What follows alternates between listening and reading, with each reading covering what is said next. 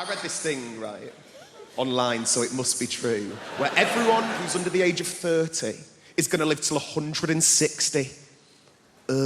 Like, you look tired now. 160! I don't want to be sat in a flat, leaking, liver spotted. Your ears and nose, they never stop growing. I'm going to be sat there looking like I work at bloody Gringotts Bank, just like... And I think if I get to 160, I'm ending it. I don't know how you do it. What are you going to do? Sort of suffocate yourself with a bag for life? I reckon the best way, and maybe like a toaster in a bath situation, but it'd be one of those like sit-down baths with a chair and a door, and then you have to wait for it all to fill up. You put in a bit of matey for a last bit of luxury, and then you go, oh shit, I forgot the toaster, and then you have to wait for it all to drain. You open the door, you go out onto the landing, down a stair lift, into the kitchen, you go, what the bloody hell have I come in here for? It's never going to happen.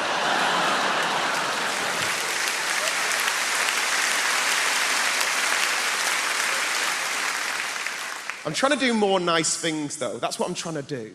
Because I've never really done anything with my life. I did a thing recently. I went to go and give blood for the first time. Has anyone ever done that? It's just one woman like, yeah, I did it today. It's amazing, but I thought you did it in like a hospital or like a sanitised medical centre. You don't. You do it in like a rugby club or like a methadone church, right?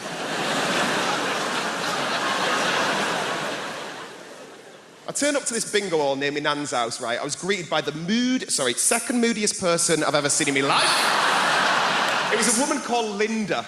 Like, her name badge said Jean, but she looked like a Linda. Do you know what I mean? Like short bob, gelled fringe, good at darts. She weren't happy. I turned up, she goes, have you got an appointment? And I went, no. And she goes, have you filled out a form? And I went, no. And then she threw this form at me, and as I'm walking off, she goes, thank you very much for giving blood. We really appreciate it.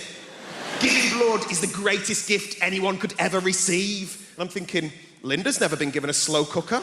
So, take this form, I start filling it out. I had to use this woman's eyeliner because Linda wouldn't lend me a pen. Just filling it all out. And as I said, the only reason I went to go and give blood is make myself feel like I'd done something with my life. And instead, I'm faced with all these very serious adult questions. It was things like, have you ever been to Africa?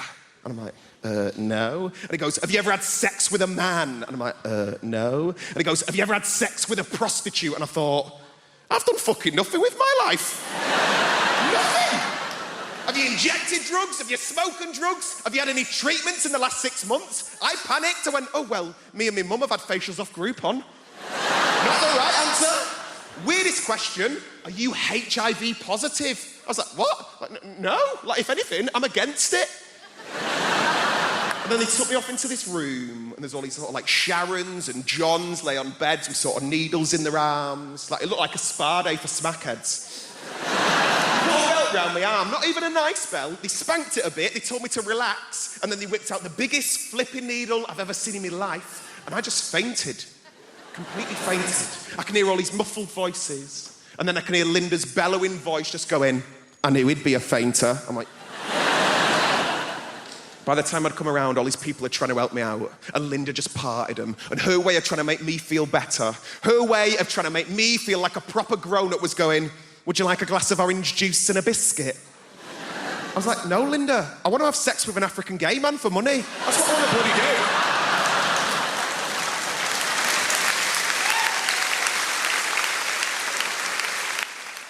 Explain the concept and naked attraction to you, and you're going to think to yourself, Suze, previous to your gig tonight, did you nip outside and smoke some crack? Because that's how mental it is. Right, Emma, a girl walks out on stage, she's like, I'm looking for a boyfriend. And the host goes, brilliant, we've got 6 naked men in tubes behind. Then the host says to the girl, what are you looking for? And the girl will always do the same thing. She'll go, oh my God, you've really put me on the spot. And you think, no, you chose to come on this show, moron. She goes, well, I guess I'm looking for a boyfriend, but also a friend. I really like going to European city breaks, maybe someone that likes travel. And I really like music gigs as well, so maybe someone that likes music. And I guess if I'm being really honest, what I'm looking for is love. And the host goes, brilliant, let's see if you can find love by judging dongs. Okay?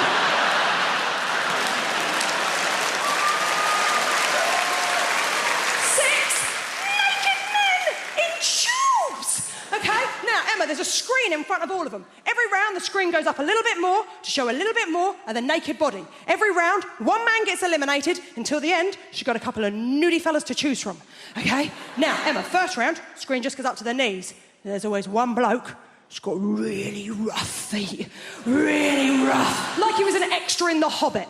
And he just never took the feet off afterwards, right? Now, she clearly looked at them feet and thought, well, them trotters ain't coming home with me, right? And you think, well, that's the end for him. Not the end. They don't shoot him. You think it's the end of the show for him, but it's not. It's not the end of the show, because he then has the indignity of the screen going the whole way up, so you see his penis and his face. Then he has the most awkward moment in television where he steps out of his tube, walks over to her and gives her the most uncomfortable hug you have ever seen. Where you can tell all he is thinking is, don't touch the lady with your dick. Whatever you do, don't touch the stranger with your dick. And then his sad little ass walks off stage. Now,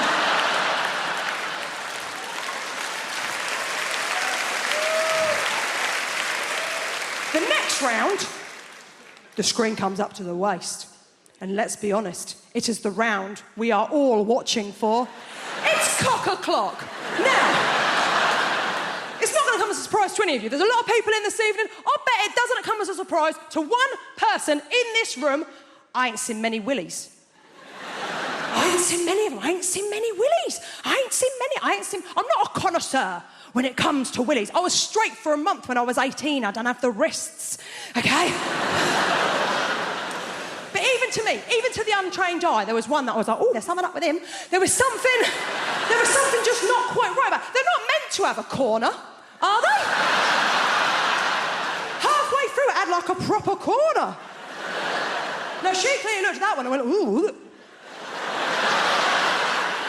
She can't do that, can she? She's got to go work on Monday. She don't look like a bitch on TV. So instead, she had to do a little lie. Emma, see if you can see where she went wrong. She went, I'm going to have to get rid of number 4. Colonel Weird Dick. I'm going to have to get rid of number 4 because the way that he's standing, he doesn't really look like a very confident guy. And I'm only really attracted to really confident guys.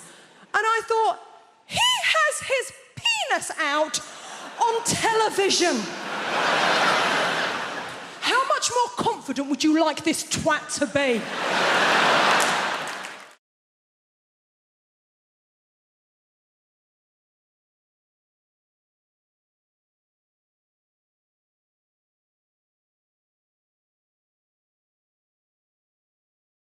I just don't know how to relax. A friend of mine, when he wants to relax, he listens to a whale song. You know those tapes of whales singing? They go...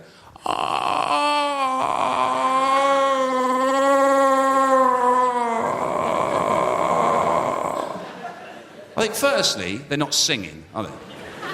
No, they're faxing.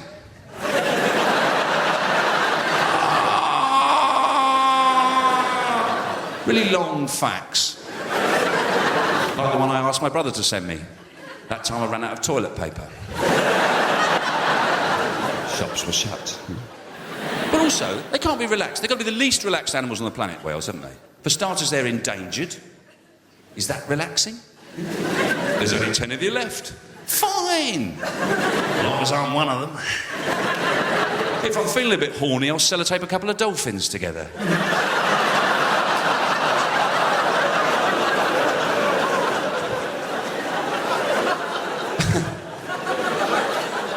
But not only are they endangered, they're the biggest animals on the planet, whales, aren't they? They're enormous. Me doing that doesn't really get across how big they are. They're massive.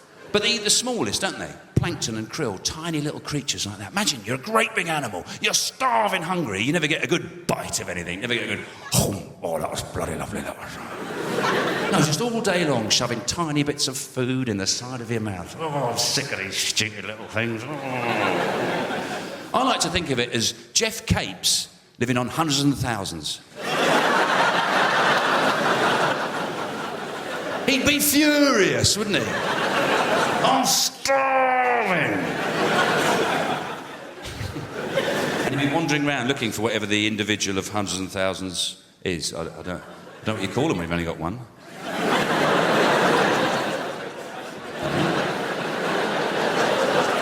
wouldn't call it a hundreds and thousand, would you? That's far too long a word for something that insignificant. Maybe they call it a one. And then maybe we've got two of them. You've got two ones. That's confusing, isn't it? Because they can't have always had hundreds and thousands of them. Surely in the early days, when they first started making them, they must have made a few, see what they were like. I mean, that's not good business sense, is it? You've got a new product, you don't just make hundreds of thousands! We're gonna be rich! Oh, you make a few more. I don't know. It's a mystery. In America, they don't call them hundreds and thousands, actually. They don't call them that. They call them sprinkles. And unfortunately, I found that out at a gig. And that was a tough night, I tell you. Yeah. There's a guy in the front row going, hundreds and thousands what? Hundreds and thousands what? I said, no, it's not hundreds and thousands of anything. They're called that. It's a cake decoration. He said, we don't call them that. We call them sprinkles. So I said, all right. I said, all right. It's like Jeff Capes, right? Living on sprinkles. I thought I'd get it a second time. He said, who the hell's Jeff Capes? I said, he's a massive bloke. I said, strongest man in the world 3 years running, loves his grub. He said, we don't call him that, we call him Luther Vandross. So I said, all right, it's like Luther Vandross living on sprinkles. But by that point, they'd forgotten about the whales. Why the hell would Luther Vandross eat sprinkles? He's a millionaire. He could have steak every day. You saying he's too dumb to go and find his own food? He's got to go around eating little bits of cakes? Are you racist, buddy? Is that your problem? So I just did a couple of knob gags and got off.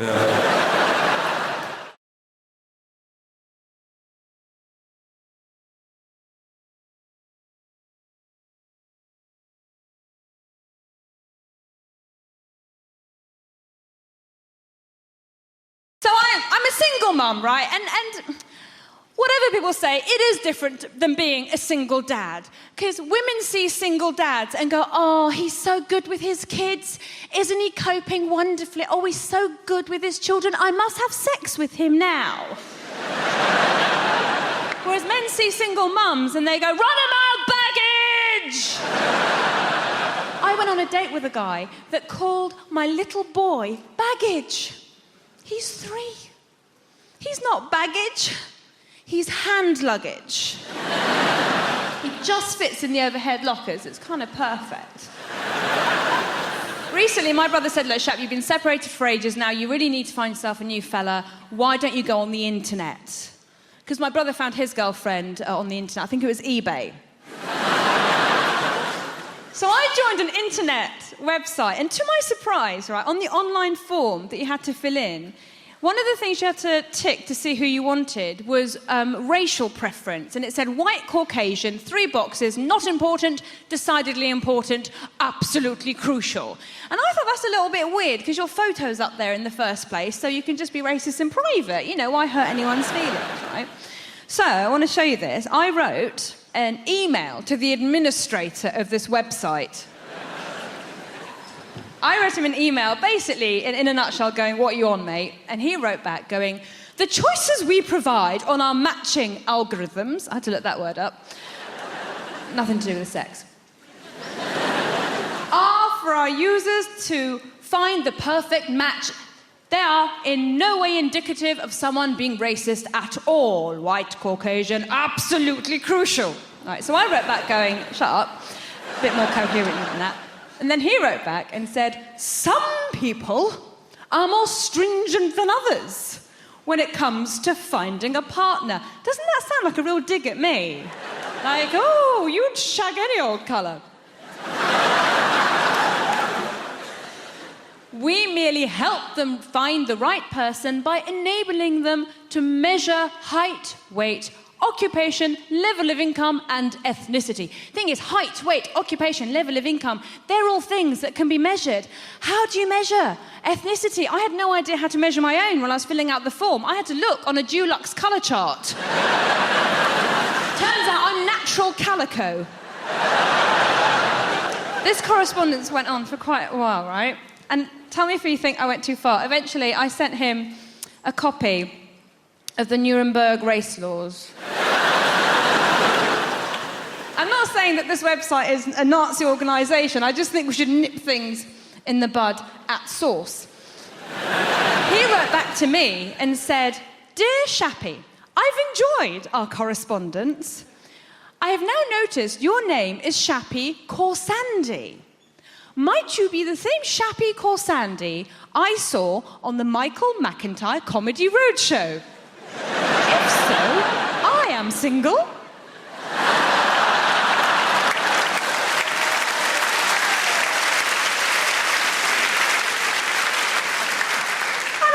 If you'd like to go for a coffee. Won't this be a funny story to tell our kids? Smiley face. I wrote back. I said, "Thank you so much for your email. I'm very flattered. However, I've noticed your name is James Chowdhury. Little bit too brown for me." The most sexually adventurous thing I ever did, I did it when I was single. When I was single, I ordered the #1 vibrator on the Love Honey website. And the Love Honey website is a sex toy website, for those of you pretending not to know.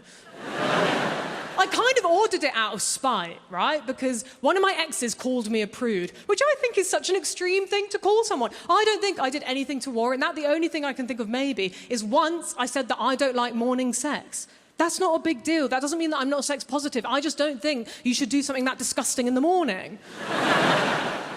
Not whilst the blackbird is singing his morning tune. But I went on the website. It was late at night. I just ordered the first one on the list because I thought that would be good. That would probably be quite nice. The thing that arrived is so terrifying. It plugs directly into the wall. It has one of those on the end of it. It uses mains electricity. It needs to be pat tested.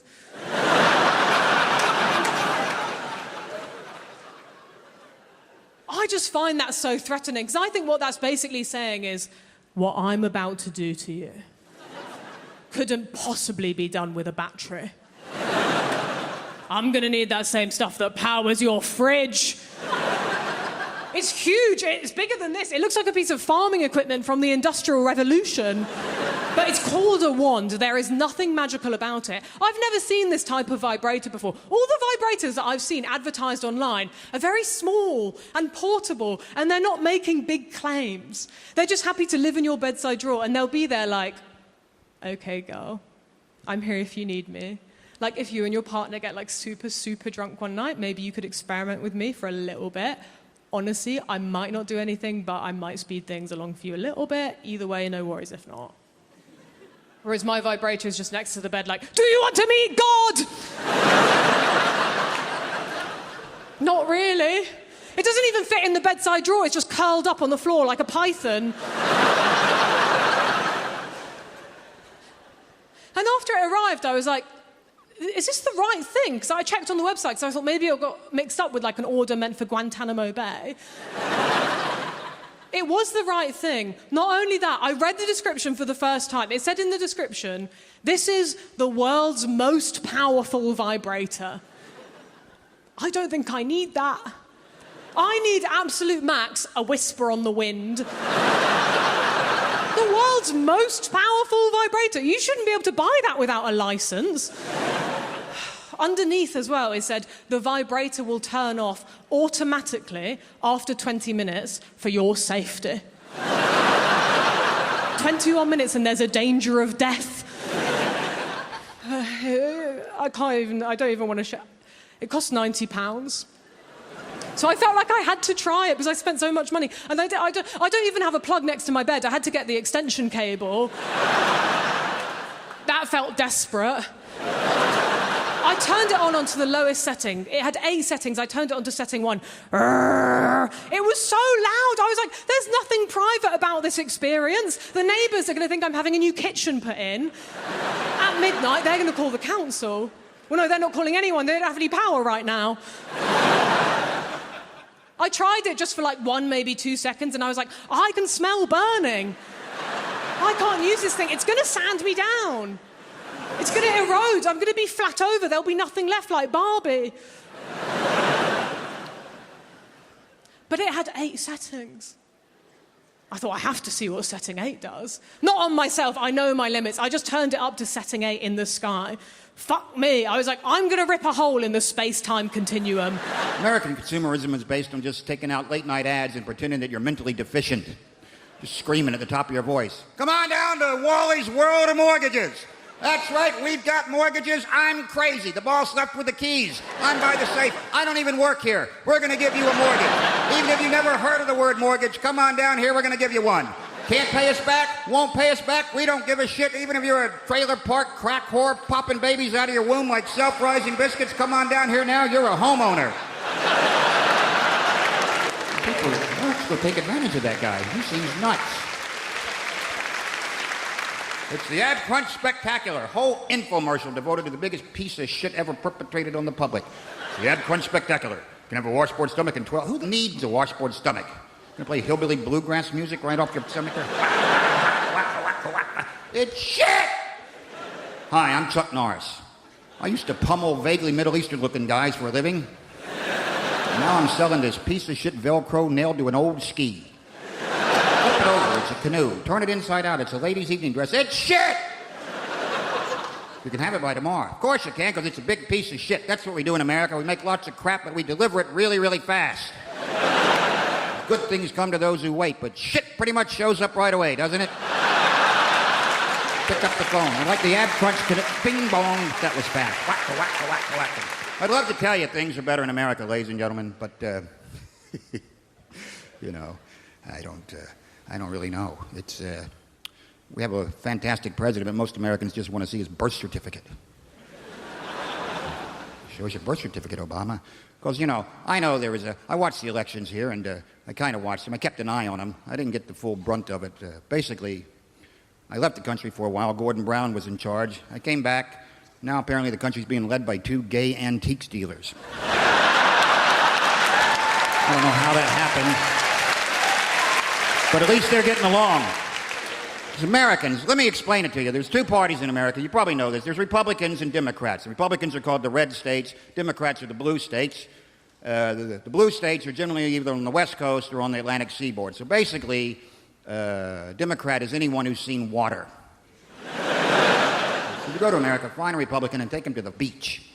And even the Republicans hate each other now. So they have a splinter group called the Teabaggers, the Tea Party, Teabaggers, whose leader, of course, is Sarah Palin, future presidential candidate, who spent 2 years governing 8,000 square miles of snow and would occasionally nip out at lunch to blow the head off a moose from 300 yards away. That's presidential material. Another woman who's moved to the forefront, running for a senator from Delaware, named Christine O'Donnell, who's running on a platform of anti-masturbation. She actually wants to make masturbation illegal. I give that law 6 minutes. Because the Bible says it's wrong. These are her exact words. Well, if my husband has figured out how to please himself, why am I in the picture? I got news for you. You're not. No man ever whacked one out of the ballpark thinking of his wife, ladies and gentlemen. You'd be thinking of anything. You'd be thinking of a 300-pound Bavarian milkmaid strapped over a barrel, or you banger with a kayak paddle wearing a Burger King paper crown and making a call you Mr. King Big Daddy Spanky Bottom. As you're about to shoot a ropey parabola of man jizz onto her ham hock buttocks, David Hasselhoff walks in dressed as a Luftwaffe pilot and says you've got a tax refund coming. And if that's wrong, I don't want to be right.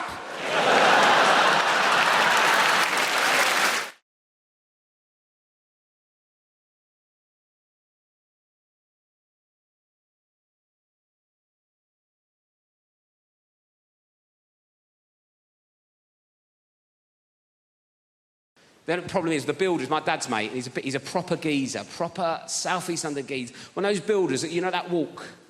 Just walks like that. His legs like he's got a pool table between his legs. And he walks like that, and also he's got those really thin jogging bottoms. You know those like grey jogging bottoms that builders wear? I don't know where they get them from. They're so thin, and it just grabs onto anything that's there. It's just like I'm getting stared out by his knob and balls as he comes in. And sometimes it's weirder than him being naked. I don't know why. It feels more intrusive. He's like, hello, son, what we got here? I don't know. Everything's... Walking around like that. I reckon I could draw his knob and bollocks from memory better than mine. So he's coming like that. And I'm like, oh, God. I go, do you want a cup of tea? He goes, yeah, I'll have a cup of tea. I went, how many sugars? He went, 13. That's not a cup of tea anymore, it's a pudding. That's an angel delight of a tea bag, innit? 13 sugars, I'd our mate sticking it in. It's about £3 worth of sugar. He's only come round for a quote, it's already cost me. I put 14 in to test him. Give it him. He went, it's a bit sweet, innit? You winding me up, you're on 13, you greedy bastard. Old type 2 Terry's come round and it's a bit sweet for him, is it? When are you going to do this job? I want it done before your foot comes off, all right?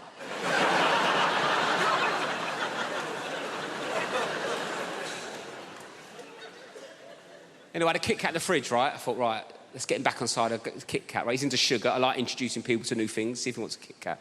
4-finger Kit Kat. Like, how would you eat a Kit Kat? 4 fingers? I've said that wrong, haven't I?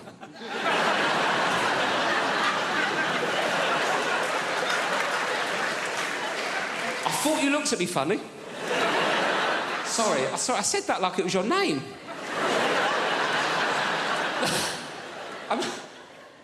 What I meant to say...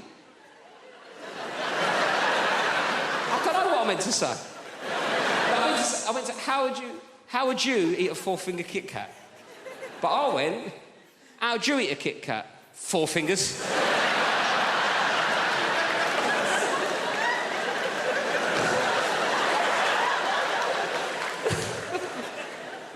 Oh, God. Hello, 4 fingers, how's it going? Who needs thumbs, eh? Me to smoke by the looks of things. Sorry about that. Not an ideal nickname for a young lady, is it, really?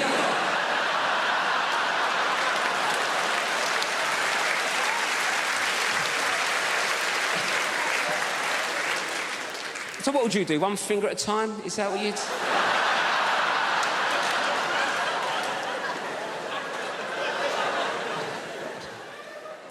Should we start again? Sorry, what's your name? Anita. Nice to meet you, Anita. Sorry for calling you 4 fingers. Anyway, Anita, how'd you eat a Kit Kat? That's what I was going for. 1 at a time. 1 at a time, right. 1 at a time's a normal approach to a 4th.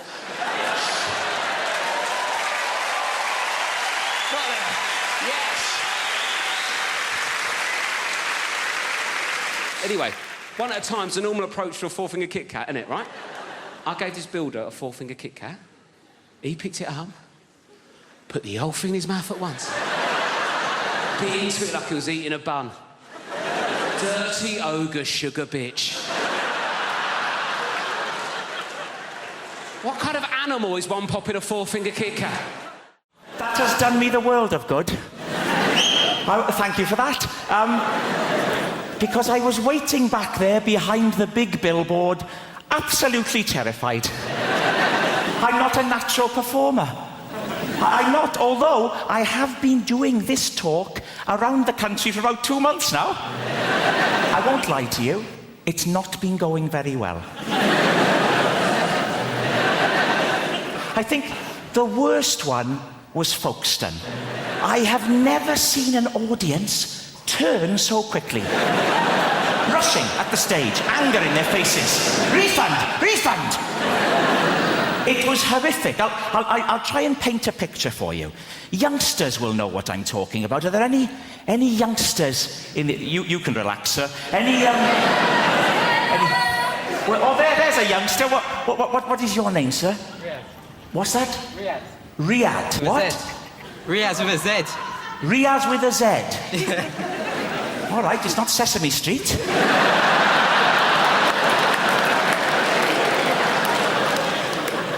Riaz, how old are you? 18. 18?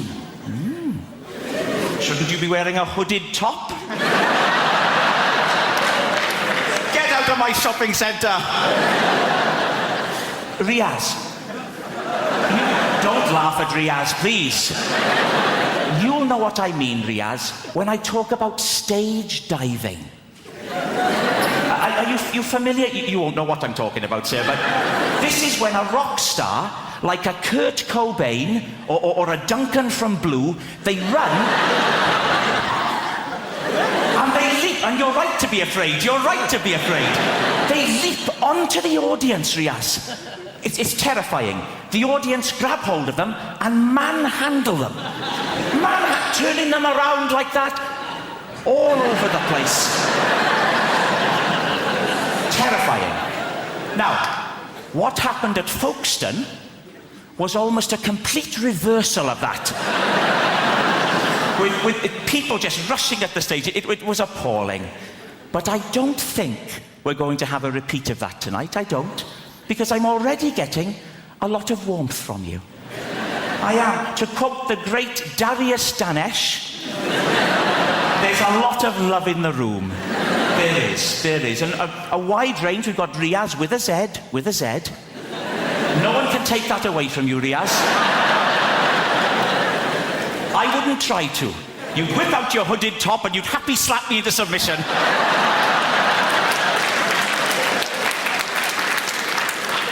But it's a friendly crowd. We've got a proper... Look, here we go. Right down in the front, there's a chap here wearing a T-shirt with a slogan on it. Unbelievable. A grown man. What is your name, sir? Chris. Chris, with a Z? Riaz, you're one up. You're ahead. I'll bet there aren't many other people in the whole building who have a Z in their name, in all honesty. Unless Zebedee's joined us tonight, which I think is unlikely. So you're a Chris. Yes. Chris. And what's the idea with the T-shirt, Chris? Is it Rag Week? This is true, this. Does anyone know? I failed my test. Can anyone tell me what happens, right? If you're on your driving test and an animal ran out in front of the car, what are you supposed to do? Supposed to run it over. That's the right answer. If they say anything else is a danger to other road users. I'm on my test. Everything's going great. Suddenly, this goat ran out in front of the car. So I remembered what he said, and I kept driving. A few seconds later, I look in my rear-view mirror. The goat is fine. I've missed him by millimetres. Now, obviously, I didn't want to fail my test. So I slapped it in reverse like that. But I must have been chasing that little fucker through that field for 45 minutes before I ran over his head, and he still failed me. Where's the justice in that?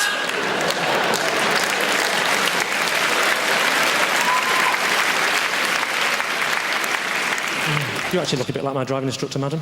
With those fantastic specs and that hair. You've gone for the old Eric Morecambe meets Demi Moore look, haven't you? That's fantastic. Actually, let me those glasses for a second. Just, you do. What's your name, madam? Lyndall. Where are you from? Mordor? Lyndall. My name's Lyndall. Are you searching for a ring? That's Australian. Oh, fantastic. I'm not going to take the mickey out of the Australians. You're the same as us, aren't you? Different pronunciations, you know. You say yogurt, we say yoghurt. You have prawns on the barbie, we have yoghurt. You use KY jelly. It's yoghurt, I'm not explaining them all. You say BYO, we say good guess. The question was, how do you spell boy?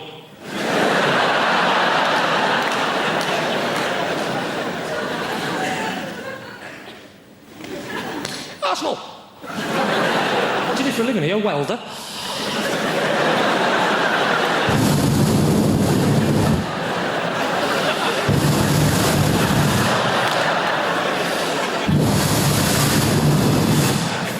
It's true, actually, my driving instructor wore glasses. This is the other issue for me as well. We're driving down the road. She said, what I'm going to do is I'm going to slap my hand on the dashboard. I want you to make an emergency stop as though a small child has stepped out in front of the car. Before he could put his belt on, or she, doesn't matter because I'm making it up, right? Before the person could put their belt on, right, I hit my brakes like, and he hit his head full on the window like...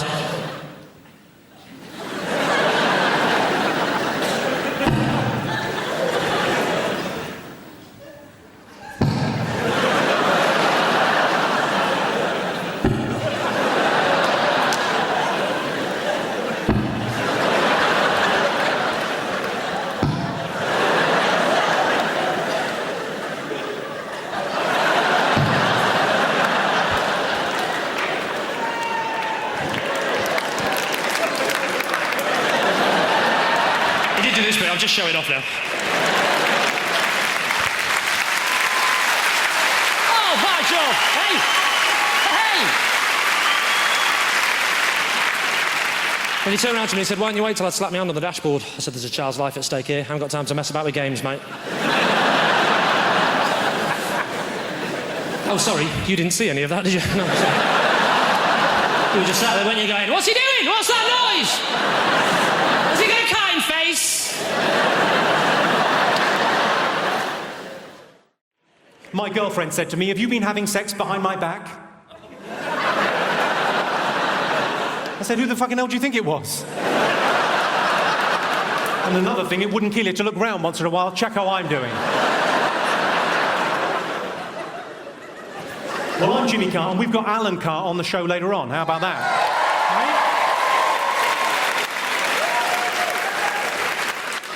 Right? I keep on getting mistaken for Alan Carr, so what I've done is I've stopped sucking men off.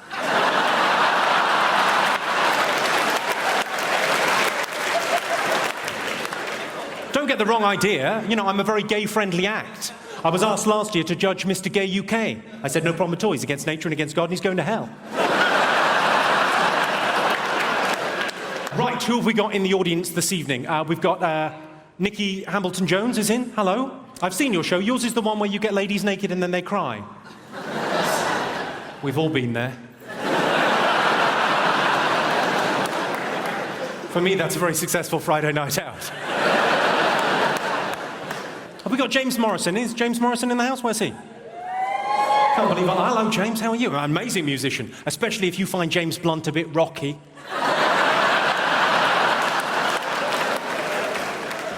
You Give Me Something's an amazing song. You Give Me Something is my favourite song ever about chlamydia. My favourite, I love it. Dean Macy's here. Where's Dean Macy? Dean Macy? You're our hope for Beijing, aren't you, in the decathlon?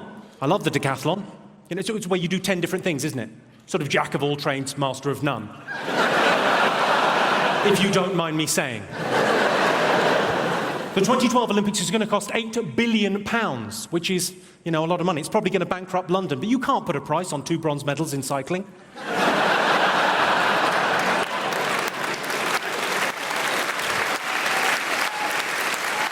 Incidentally, ladies and gentlemen, the highest speed ever achieved on a bicycle was done by a British man, 166 miles per hour on a bike. It was recorded at a level crossing. £8 billion is a lot of money. I mean, for that kind of money, we could have another 3 weeks in Iraq. I don't have a stalker, but I do have a woman that sends me pants in the post. Thanks, Mum. People ask me how I relax, so I tell them. I put Smarties tubes onto cats' legs to make them walk like a robot.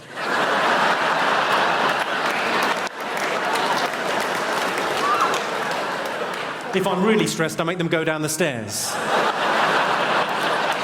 It's adorable, they look so confused. I realise some of you will be worried about the cat. Don't worry about the cat. If it's hurt, if it breaks its leg, it's already got a splint on. I should warn you, don't kick off this evening. I'm middle class, but I'm hard. Al dente, you might say. If you got the al dente reference, you're middle class too. Well done. I've got quite a posh voice, though. Would you agree with that, Hammersmith? It's quite a posh voice, but we've all got a phone voice. Mine's quite breathy. I quite like those phone sex lines. I like them because they're the only place in the world where premature ejaculation is an advantage. I once came in under 75 pence. You know, when you're in love with somebody, you rarely see them at work. You rarely see them doing the thing that they do and you can't. It's extremely attractive. Go follow your partner someday to work. If they're having an affair, it'll be a hideous conclusion. But just watch them doing the thing. It's really cool, because you can't do it, they can do it. I fucking look, you're fantastic, you're glorious. Particularly when they're saving a life. Jesus, you're there going, oh, you're beautiful, I love you, and you're making me look good right now. Yeah, she's my girlfriend, look at her, she's Gloria. She's saving her life, trophy bird, right? I had to be peeled off the doctor the day of the mini-stroke. Seriously, she was underneath me going, that's very flattering, but could I deal with the situation first, right? And I was behind her going, no, she'll be unconscious for a while, yes. Apologise, she's actually in the room tonight. Sorry about that. But it is nothing more attractive than seeing the person. I mean, the doctor here, have you a partner there with you? Have you a boyfriend or husband with you? Yeah, he's a teacher. He's a teacher, so he's not in the medical trade. My teacher friend, isn't it sexy? Have you seen her ever deal with an emergency, have you? Not yet. Not yet, he said, laughing. Get her to run over one of these feckers on the way home tonight. Dude, it's extremely attractive. But the one bad thing is you're very clannish people, the doctors. They have a tendency to hang around together in little groups, right? Okay. My teacher friend, do you have to go to loads of social events where it's just you and doctor? Does that happen to you, my friend? Does it? I hate it. Yeah, I know. It's a nightmare. I hate it, he said.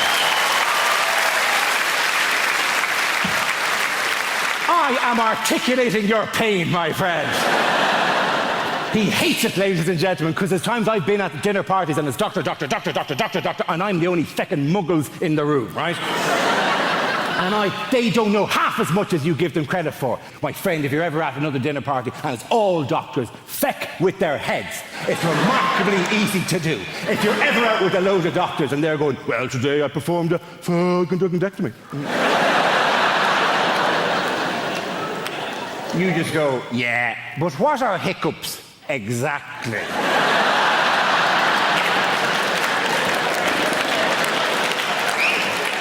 There's many competing theories at the moment. And then you go, why, if you stay in bed longer, do you feel more tired? It's not my speciality, that particular field.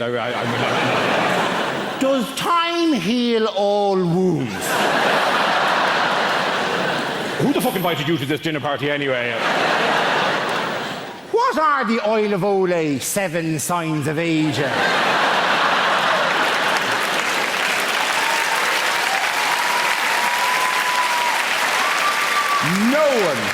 No one actually knows what the Oil of Olay 7 signs of aging are, right? Apparently they start with little lines around the eyes and finish with a woman sitting on a stairs with a bottle of gin going, I gave him the best years of my life! And it takes a feckin' hell of a cream to get rid of that, let me tell you. Doctor, one final question. Doctor at the back there, my surgeon friend, liver and pancreas, answer me this. What are hiccups exactly? Diaphragmatic irritation. A diaphragmatic irritation. Good woman yourself. Very good. Let the punters at home note, she said, diaphragmatic irritation, which is right. I also would have accepted any arrhythmic irritation of the phrenic nerve. Please. I'm not a doctor. I'm just riding one. Okay.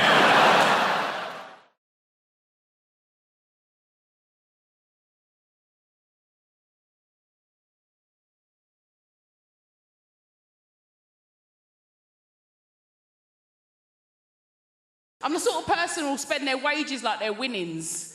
You know what I mean? Get all excited. Just get so excited. First half of the month, I'm getting my nails done, champagne brunches, buying a second-hand jet ski I found online. But I forget about the second half of the month. We all do, don't we? And it's bleak, innit? Isn't it bleak? Just indoors, watching telly, eating beans, on a jet ski. It's... embarrass myself, I do. I love it. I love shopping. I love it. People save money a lot. Not me. I love shopping. It's the pop-up ads. They know me. I don't even resent it. Oversized smock midi dress with pockets. Yes, please. I'll have another one of them. Thank you, algorithms. Love it. Thank you. Because they're all watching us, innit? They're all watching what we're doing, listening to what we're doing. People don't like it. I don't mind it. I use it to my advantage. I'm like, I need a shed at the minute. I'm like 6x4, pre-treated timber.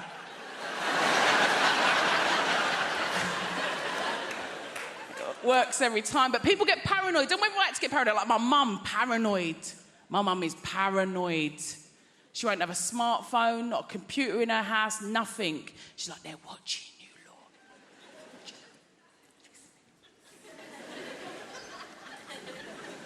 I said, don't matter, does it, Mum? I said, it don't matter if you ain't got anything to hide. Do you know what my 73-year-old mother said to that?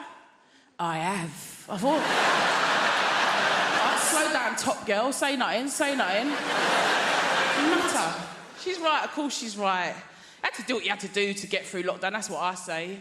Do you know what I mean? People were stockpiling. I've got 3 kids. There was no such thing as stockpiling with 3 kids, let me tell you that. Every other day I was going out for more Jack Daniels. I don't know. It's got to be done though, innit? And do you know what it is? Now we've all got all our freedoms, I'm worried about myself because I feel like nothing's actually as fun as you think it's going to be. Maybe it's me. There's a lot of stuff I don't get, like Brighton and tapas. Maybe it is me. But I feel like other people are pretending to have fun. Do you know what I mean? Spa days. Do you like spa day? I don't think you do. Brunches. Girls, how have we signed up to 50 quid brunches? How has that become a thing, a standard? When did that happen? Not even birthdays. It's mad. I'd rather get drunk with my own scrambled eggs. Do you know what I mean? Holidays? You bothered about a holiday? No, I'm not. Again, I think you like the idea of a holiday. Do you know what I mean? I like looking for them, booking them, actually doing them. Hard work, I think. It's true though, isn't it? Do you know what? I think I would genuinely rather be hospitalised. Can you imagine? Food, drink, drugs brought straight to your bed. That costs hundreds in Ibiza, hundreds. I'd start clapping for the NHS again, I would. I love it. Oi, this is nice, isn't it? Yes! Is anyone here in their 40s? Is it? You're not in your 40s? Have you guys started walking like this yet?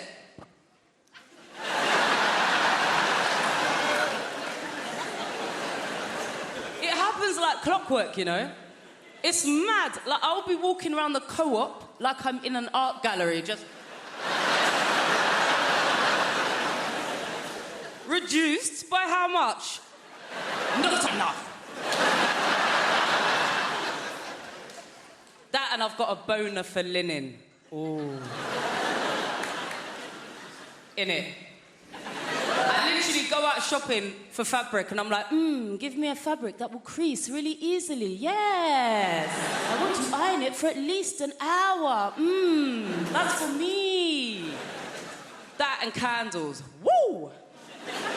Now listen, I used to party hard. And I found that burning your money via candles is a great replacement.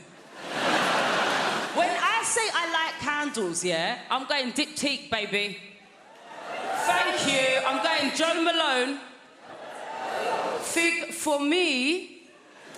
Which also, like, I'm from a council estate. What does fig really smell like? Does anyone... I'm just going on what Joe Malone told me, you know what I mean? These candles are expensive. I reckon for a £5 I could probably buy 50 figs, chuck it in the oven and just waft it around the house a few times. The dream is, yeah, I want enough money that I can light a Joe Malone candle when it's just me in the house. Come with me, people. Can you imagine coming home to your yard, it's just you in, and you're like, you know what? Fig for me. As it is, if you was over my house and I had a candle on the go, no lie, after about 20 minutes, I'll start thinking that's about £17 worth of scent now. What kind of friend is he anyway? Is that enough? I realise there's nothing more insulting than someone lighting your scented candles when you're not there to enjoy the scent. Innit? I had my brother house sitting for me, right? I was away for a couple of weeks. I walked back into the house. As soon as I opened up the door, I was like... I walked into the front room.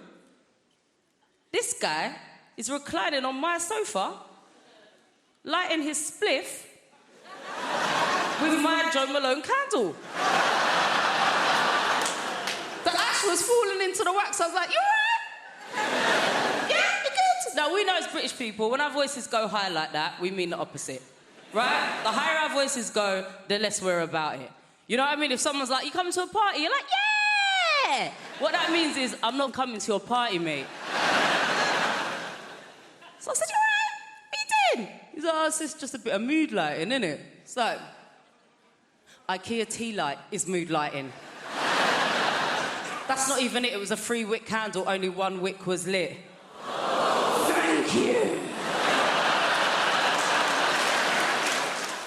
I started learning French really young at the age of 8 or something in primary school, and our French teacher, to help it sink in our brains, used to play little games with us. And one of the games was that we had to draw a name out of the hat, and that would be our French name for the rest of term, yeah? So I withdrew Marcel, and she taught me that if anyone ever asked the question, comment tu t'appelles, my response should be, je m'appelle Marcel, right? Now, I got all the way to degree level and 2 trips to Paris with that knowledge, and no one ever corrected me. And I went in on my first day of the lecture, and the professor goes, bonjour, comment tu t'appelles? I thought, well, this is going to be a very easy course. I went, bonjour, je m'appelle Marcel. He's like, no, comment tu t'appelles? And I went, je m'appelle Marcel. He's like, no, comment tu t'appelles? And I went, je m'appelle Marcel. He's like, no, comment tu t'appelles? I went, je m'appelle Marcel. He's like, no, comment tu t'appelles? I was like, je m'appelle Marcel. He's like, no, comment tu t'appelles? Je m'appelle Marcel. He's like, no, comment tu t'appelles? Je m'appelle Marcel. He's like, no, comment tu t'appelles? And I went, what is wrong with you? You said you were French. I went, je m'appelle Marcel. He's like, no, comment tu t'appelles? What is your name? I was like, je m'appelle Marcel. My name is Stephen.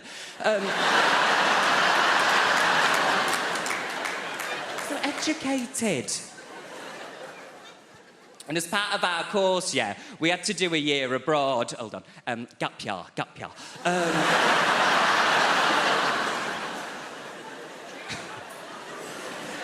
We did, Jimmy. We had to do a year abroad, right? So I moved to the south of France for a year, and I'm dating myself with this reference, I do know. But I thought it would be like a Hilary Duff film, right? Do you know where I'd like move to the south of France, get a job in a little boulangerie, fall in love, move into the guy's chateau, and never have to come and perform in Hammersmith? Do you know what I mean? And me and my friends all had a bit of a dream. Like my friend Kate, she's married to a guy now called Florent and lives in Nice. That was my dream, bitch. My friend Sam got with a guy while we were there, and his name was Nicolas. And I even got with a guy while we were there for 1 term, and his name was Kevin. It wasn't even Kevin. I went all the way to the south of France and found the only guy from Stockport. Just called me Sally Webster. And the thing I hated the most about doing that year abroad was I don't like flying. Give me a cheer if you like flying. Give me a cheer if you don't like it. Yeah, all the ones sat in the sky. I really hate it, yeah, because everyone's like it's the safest form of transport, but that's not true, is it? Because speak to someone that's been in a crash. And that is valid. That is really valid. And I've had to find my way of getting round it. You need hints, tricks, don't you? So my therapist said you just need to sit on the plane doing this. I get thrown off the plane if I do that, Julie. And the way I've been trying to get round it, hear me out, you're going to think I'm mad, right? Do you know sometimes when you look at someone and you think, like Aaron, I look at you and I go, you would never die in a plane crash. You've got that kind of face, you know, it's like, you're not going to go that way. Whereas some people, they've got that face where it's like, have you already been in one? And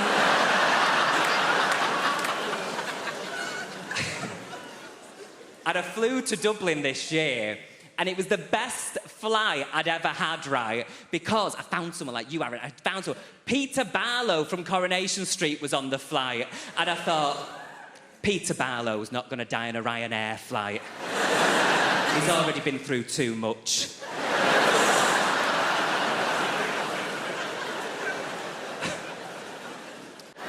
I'll say a bit more about myself. I'm from the north of England. I had a very strange upbringing. My dad, he was very old-fashioned. When my sister had her menstrual cycle, he made her go and live in the shed, claiming that she was the evil seed of Satan. It's a little bit old-fashioned, isn't it? It's very sad. My sister died very young. She drowned. But, you know, like my dad said, look on the bright side. If she'd have floated, I would have had to set fire to her anyway, so... She was... My nan was great, though. She was great, my nan. I remember the last thing she said to me just before she died. She said, "What are you doing in here with that hammer?"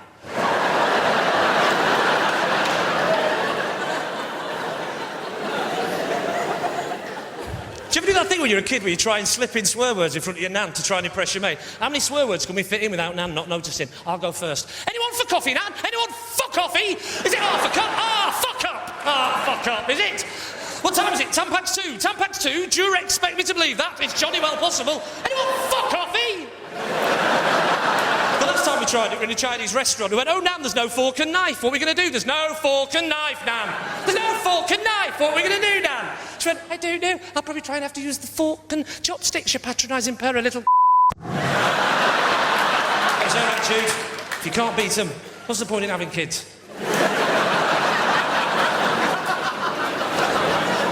I'm obsessed with swearing, though, because this is great, because this show's going out after 9:30. Well, it is now, but this show's going out after 9:30, right? How did I know it was CBeebies? No, it's going on after 9:30, and I love the fact that I don't know why, but you can't swear on telly before 9:30, but you can after 9:30. I think the BBC, as a nation, just think we're all just sat around going, "Oh, Marjorie, would you possibly pass me the bread sauce? This fish is simply divine." "Why, certainly, Kenneth. It really is a tasty salmon." "Tell me, my darling, are you aware of the time?" "Why, allow me to check on my small pocket antique silver wristwatch, left for me by Grandpapa all of these years ago in his will." "Why, I believe it has just gone the hour of 9:30. Thank fuck for that! Let's get and shit on the Christmas tree, you dirty bitch! Like I say, I am from Lancashire, and I haven't got a proper Lancashire accent anymore. That went a few years ago, I'm afraid, because proper Lancashire, of course, is surprised to hell about everything all the time. And really, shoes in a shoe shop, couldn't believe it, it were great. Put it in the peas, looked inside, there were peas, it were great. My favourite accent at the moment is the South African accent. I love the fact that the South African accent is just... You know when you used to record records in the 70s backwards, and then when you played them backwards, they sounded forwards? That's what South African is, isn't it? It's just the record player backwards. "Hello, my name's Lee, and I'm from England." "Oh, my name's Dave, and I came from South Africa. I don't like you, get it, lucky living in London. He's too expensive. He's too expensive and I don't like it. Kill your parents, kill them, Beelzebub, kill your parents." Whereas the Australians, they just sound like a record that won't start properly. "Where are you from, mate?" "Oh, I'm from Melbourne, mate." "And how long have you lived there?" "About 14 fucking years, mate. Fucking love it, mate." I'm going to explain the concept and naked attraction to you, and you're going to think to yourself, Suze, previous to your gig tonight, did you nip outside and smoke some crack? Because that's how mental it is. Right, Emma, a girl walks out on stage and she's like, "I'm looking for a boyfriend." And the host goes, "Brilliant, we've got 6 naked men in tubes behind." Then the host says to the girl, "What are you looking for?" And the girl will always do the same thing. She'll go, "Oh my God, you've really put me on the spot." And you think, "No, you chose to come on this show, moron." She goes, "Well, I guess I'm looking for a boyfriend, but also a friend. I really like going to European city breaks, maybe someone that likes travel. And I really like music gigs as well, so maybe someone that likes music. And I guess if I'm being really honest, what I'm looking for is love." And the host goes, "Brilliant. Let's see if you can find love by judging dongs." Okay?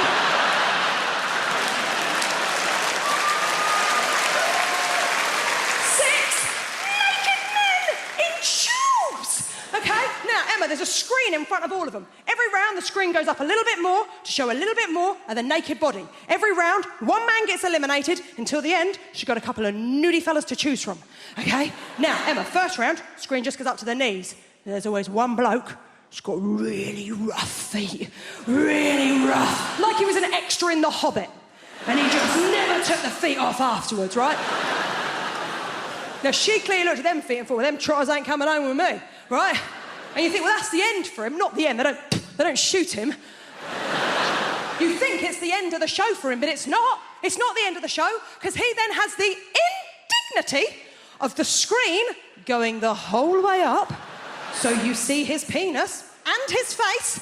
Then he has the most awkward moment in television where he steps out of his tube, walks over to her and gives her the most uncomfortable hug you have ever seen. Well, you can tell all he is thinking is, don't touch the lady with your dick. Whatever you do, don't touch the stranger with your dick. And then his sad little ass walks off stage. Now...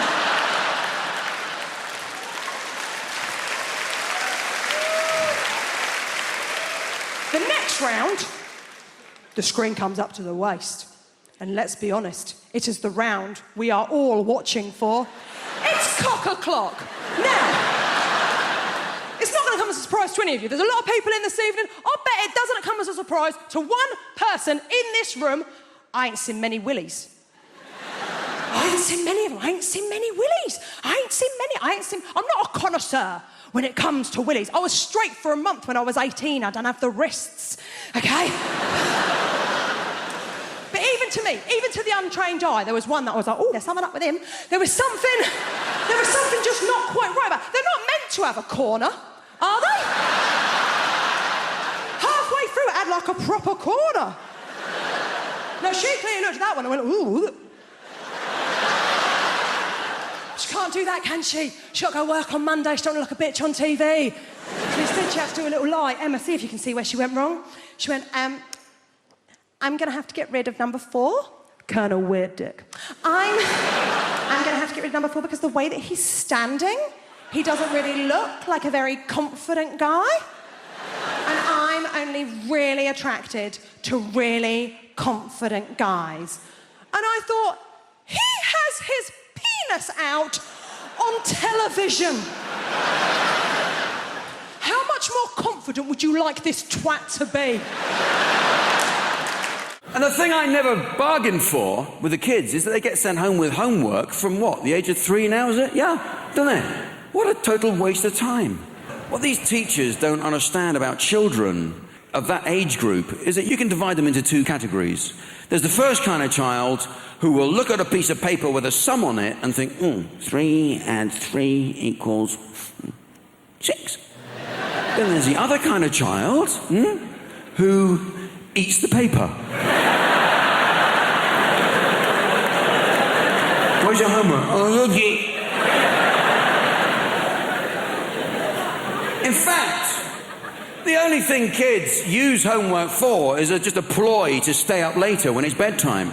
They deliberately don't tell you, don't they? They keep it back. They don't tell you they've got homework. They hold it back. They're playing their cards close to their chest. They're waiting for that moment. Come on, you've seen your program, turn the television off, up to bed. I still have homework to do. I think that trumps you, sir.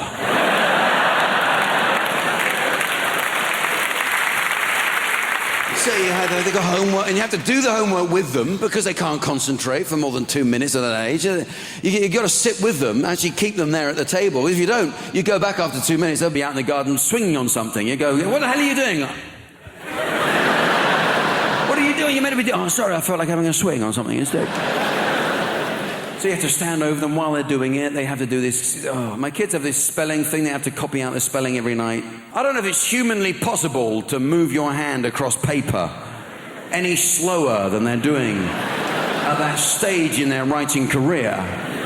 But what I am saying is I find it fucking agonizing watching. There they go. 4 minutes later, I've done it. That's good. That's the first letter done. Well done. Jesus Christ!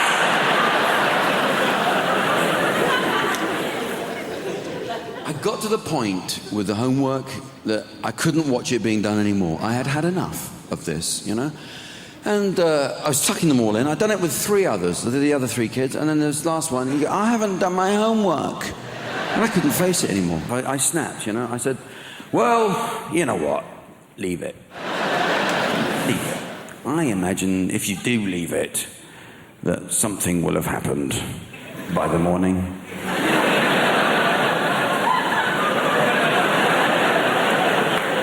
And I did. I went downstairs, got my pencil out, and I did it myself. I did the homework myself. I did it with my left hand, so it looked like proper crap writing. Real method job. I had my tongue sticking out. Halfway through, I went out in the garden, have a swing on something. Came back in, had a glass of milk and a biscuit, got on with the rest of it.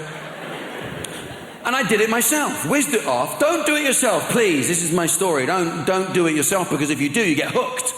You get hooked on doing it. You can't go back to watching it being done.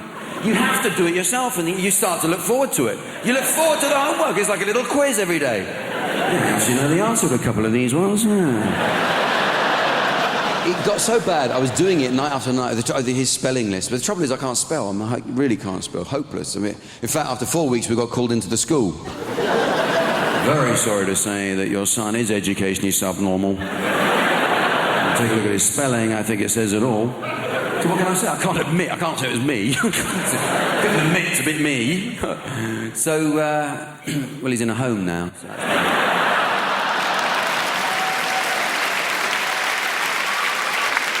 Going away with my wife, she does this thing, right? If you get her in an airport, I'm not allowed to have my own passport. It's embarrassing. It's embarrassing. I'm a 40-year-old man. I get to passport control. They say, you got your passport, mate? I'm like, no. I'm not allowed to carry it. Apparently, I'm not mature enough. I don't know what happens, man. The moment you get her near an airport, she becomes like some sort of Russian people trafficker. Do you know what I mean? She's like, I must have all the passports. You cannot handle passport. You are too stupid for passport. I must keep all passports in zippy clear travel document folder, huh? Alongside printout from TripAdvisor. But you may carry the bags. I'm like a peasant boy for the day. Oh, thank you, master. Thank you very much.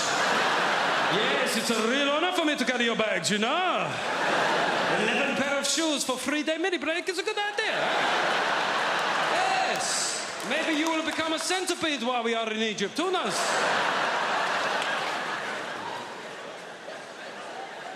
I went on a stag do recently. I went to the Munich Beer Festival. Has anybody here been to the Munich Beer Fest? Seemingly everybody. How many days did you go for, mate? No days. Got deported on arrival. We went for 7 days. We got there on a Monday, right? We had 6 straight days drinking, Monday through Saturday. And on the Sunday, we said, we've got to do something different, right? So we went to Dachau concentration camp. Yeah. It was a weird shout. There's no getting away from it. Could have gone go-karting. I said, no, let's do some World War II here. It took a long time to get there, and when we got there, it was shut. Now, yeah, it felt inconvenient. However, given the wider backdrop of historical suffering, I didn't necessarily think that my inconvenience was that big a deal, right? So I just thought I'll take it on the chin. But we had a mate of us called Tim, and Tim started popping off at the German security guard. He said, mate, it's a Sunday, yeah? It's a big tourist day. It's outrageous that it's shut. I said, to be fair, it's outrageous that it was ever open, you know what I mean? It's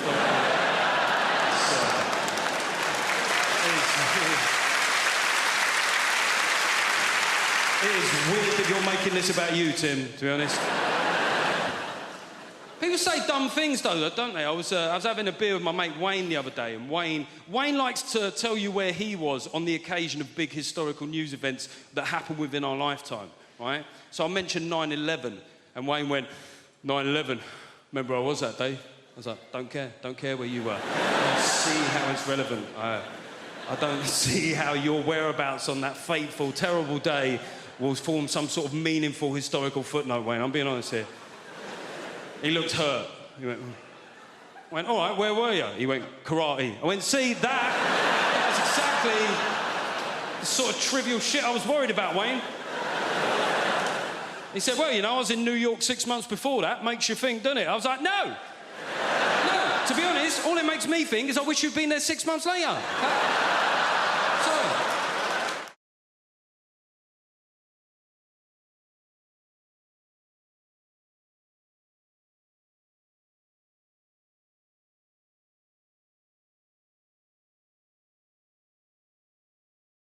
I enjoy your traffic lights. Just standing there, watching people, obey them. I've never seen anything like it in my life. Because, I mean, we do have traffic lights in Africa, but we don't use them the same way. It's almost like we saw them here and just brought them over just to fit in, you know? People were just like, what are these? These are the brand new traffic lights. What are they for? Ah, just adds atmosphere to the intersection, huh? Look at the colors, look at the colors. Nobody uses them. People here use them. I understand the cars, but I see human beings use. There's no cars, but human beings just stand there looking at the light. Oh, it's red, it's red, it's red, it's red. And then you walk and they go, oi, what are you doing? I'm walking. Oh, the man is red, can't go, the man is red. No, I can go. It's just a suggestion, that's all it is. Doesn't mean I can't go, it's just saying I shouldn't go. I'm gonna go. No, don't go, don't go. Don't go. Press the button, press the button. Everyone presses the button. I don't understand why anybody presses the button. You press the button, and then someone else comes in, and they press the button. Have you pressed the button? Yeah, I pressed the button. Well, let me just make sure. Just make sure. I pressed it 5 times. I also pressed. Oh, you also 5 times? Yeah, that's 5 times. 5 times the button. 5 times. That button doesn't do anything. I've actually checked. I've stood at traffic lights and waited, and the button doesn't do anything. All the button does is make you more patient. That's all it does. People get there and they go, I'm in a hurry. Okay, that's better now. I press the button. I can wait. People stand there at the traffic lights. I love it. Everyone stands at the traffic lights, and then you just look at one another. Everyone, you see the people on the other side. They look at you, you look at them. No one does anything cool. Like, this is a moment you could chat. You could chat to each other about the weather and stuff. Oh, it's great weather. Yeah, have you seen the sun? Haven't seen the sun today. Nothing. Everyone just stands there. So what I like to do is, if the moment is right, if the mood is correct, and there's enough people, I try and wait for a moment when there's no traffic. And then I look at the people on the other side, and then I start shouting at them like we're going into battle. I just stand at the front of my side of the sidewalk, and I'll be like, today, we fight for our children! Those who oppose us will feel our pain! And then nobody looks at you because they think you're crazy. Which is better because now it looks like they're part of your army. They just stand there like this.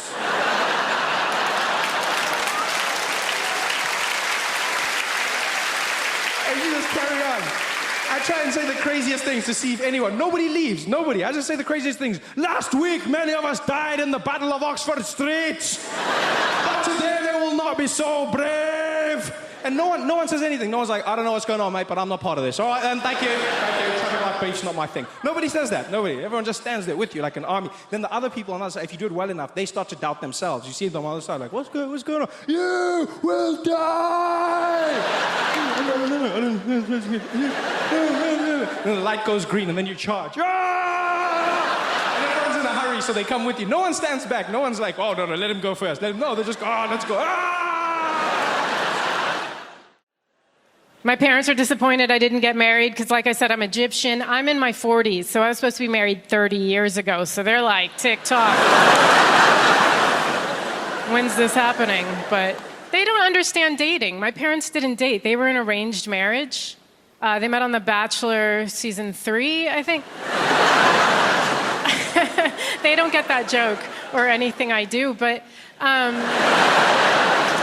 I was supposed to be a doctor or a lawyer or an engineer, which is pretty typical for Arabs, actually. Like, I went to Palestine once to do comedy there because that's what that region needs, just dick jokes. So thought I'd help. And after the show, there was a Q&A, and somebody in the audience was like, why did you decide to become a comedian? And as a joke, I was like, oh, I wasn't smart enough to be a doctor. But they didn't get it. They were like, oh, I'm sorry. Maybe if you study harder, you can do it. I was like, yeah, definitely. This is a lifelong dream. That's all right. My dad thinks I'm his responsibility until I'm my husband's responsibility. But at no point am I to be my own responsibility, right? Like, the women in my culture need a chaperone through life. Like, we just don't have the same rights as the men. Because my dad wanted to move from Cairo to America, so he just moved. You're a man, bye. Right? My mom wanted to move from Cairo to America, and they were like, well, let's find you a husband in America. And that's how they met. 3 of my aunts became nuns. That's a lot of nuns for one family. And I was like, Mom, why did all your sisters become nuns? She was like, because they didn't want to get married. And then she caught herself. She's like, because they love God. I was like, no, I knew it. They saw their options. Meet Samir. He doesn't know how to do his own laundry, and he has hummus in his beard right now. You can have sex with him every night, or meet God. The only thing you have to do on your knees is pray. And they were like, yep, God, that's perfect. Thank you. I love being in London because it's so close to the rest of Europe. I love to travel. I go to Paris. Tell my American friends I'm going to Paris. They get so excited for me. They're like, oh my God, Paris, we love that for you. We love Amelie. And I tell people here I'm going to Paris. You don't give a shit at all. All you ever say when I say I'm going there is, oh cool, how are you getting there? Are you taking the train? Oh, the train's so great. You're gonna love the train. Like, cool. Every time. How are you getting there? You taking the train? Oh, the train is so great. Like, so is Paris. Why can't I talk about Paris? What? I'm gonna go to cafes and museums. I'm gonna see Jim Morrison's grave, and you're like, that's cool. How are you getting home, though? You taking the train? Train's so great. Like, it's a good train. Relax. It's good to vomit on. And last time I was there, this Parisian man walks right up to me. He was like, you have fire. This is why I love the French. What a thing to say to a stranger. You have fire? Yeah, you're damn right I have fire, sir. Right? I'm a strong, independent woman. I'm a comedian. He didn't know any of this, but he must have just seen something in me, like my aura, and he had to come up and be like, you have fire. Turns out he was just looking for a lighter. I don't know how you guys got here tonight. I squatted down, put my head between my knees, and fell forward. That's how I roll.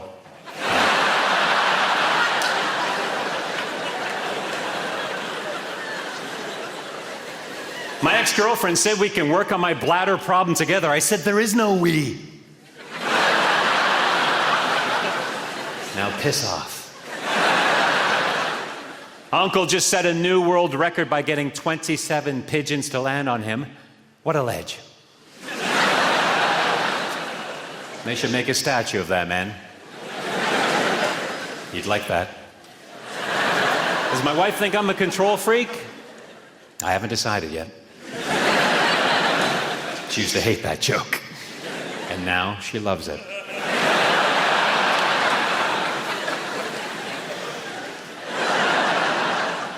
The other night at a party, my wife got drunk and told everyone she invented the echo. I said, listen to yourself.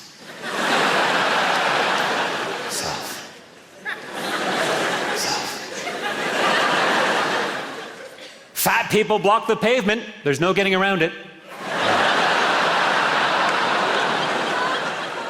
Ever take a shit so big you needed a midwife?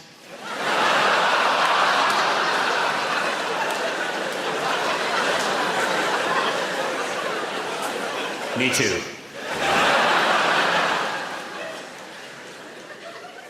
Unfortunately, the blueprint to my honey farm was destroyed. I have no plan B. In some circles, I'm considered the inventor of the hula hoop. People who reinforce their own country's negative stereotypes. What's that all about? Hey? Hey? Gets me so angry I want to just throw down my jar of maple syrup and crawl out of my igloo, pick up my ice hockey stick and club a seal. Or a moose. Or Justin Bieber.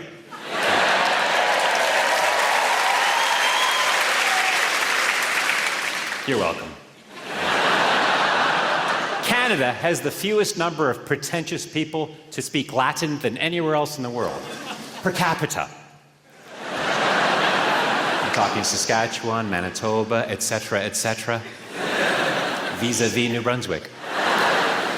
Spartacus. I don't think Spartacus is Latin, but it gets me a couple of laughs, and that's why I'm here. People say I have the legs of a dancer, but until they find the rest of the body, the cops got nothing on me, man. Someone recently called me a shameless self-promoter. Me, Stuart Francis. .com. I've been described as being dismissive and having a limited vocabulary.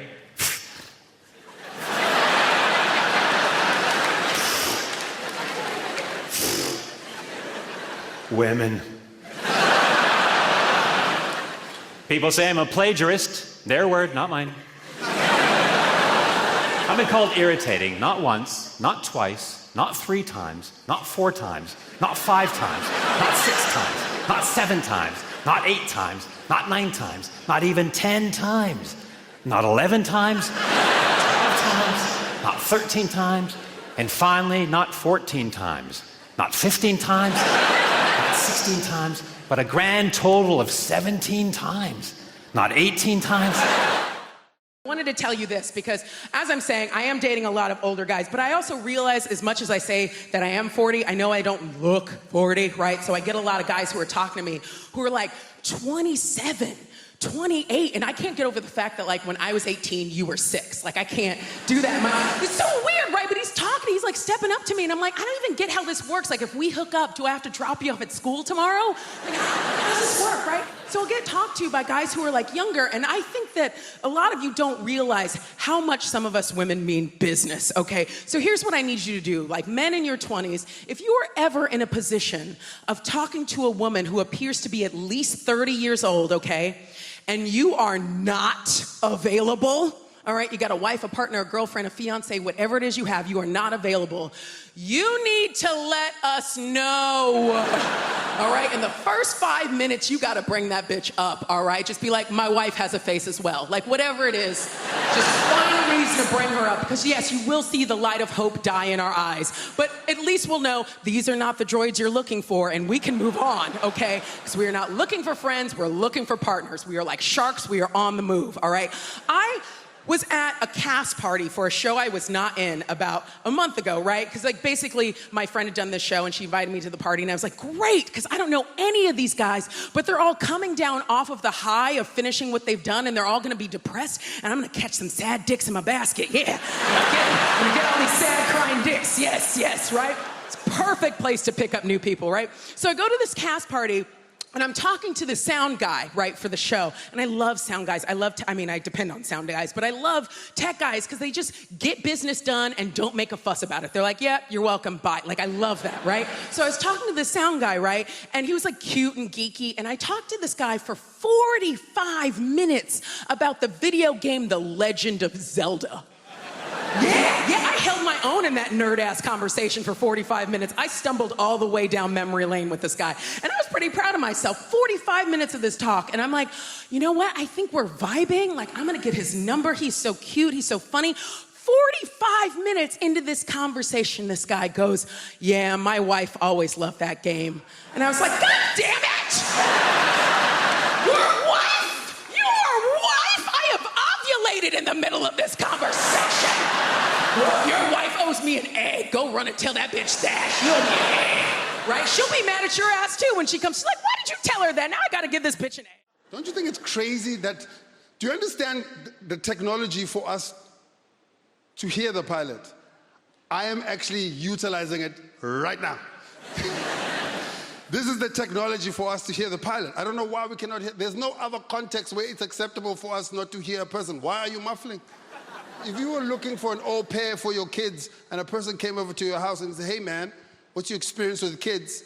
And then they looked at you and went, ta-da.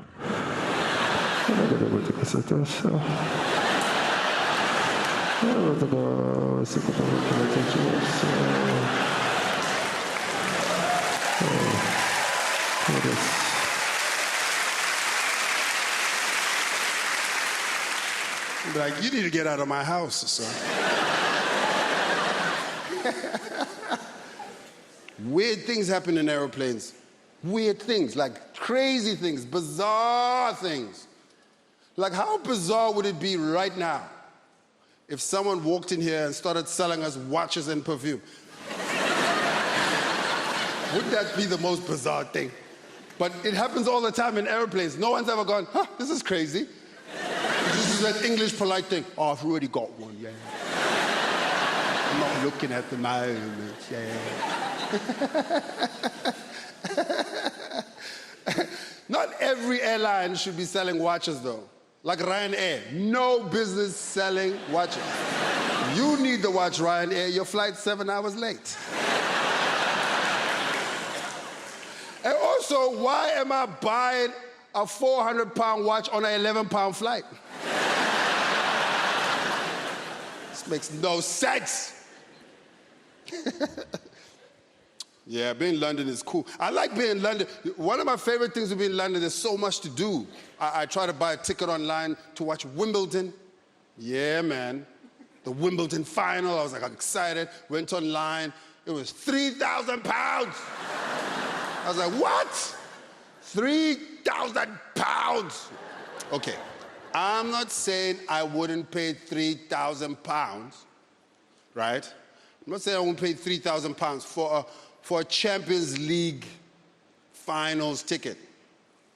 But I'm not paying £3,000 for a sport where someone is going to tell me, quiet, please.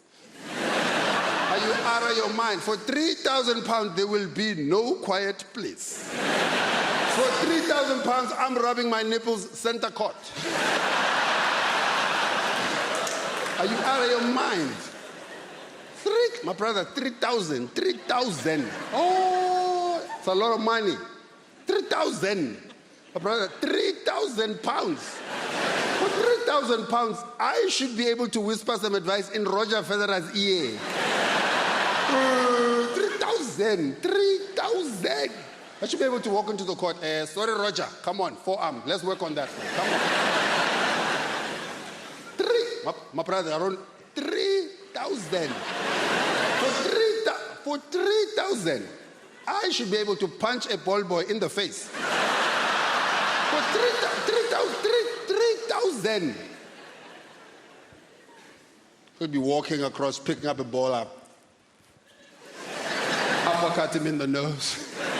He'll be so confused. What was that for? I'm like, no, it's part of the package. If you look carefully, I can kick you in the balls.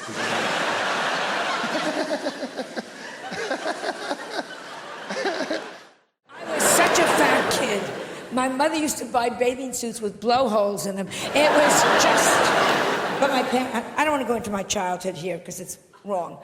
My parents hated me, okay?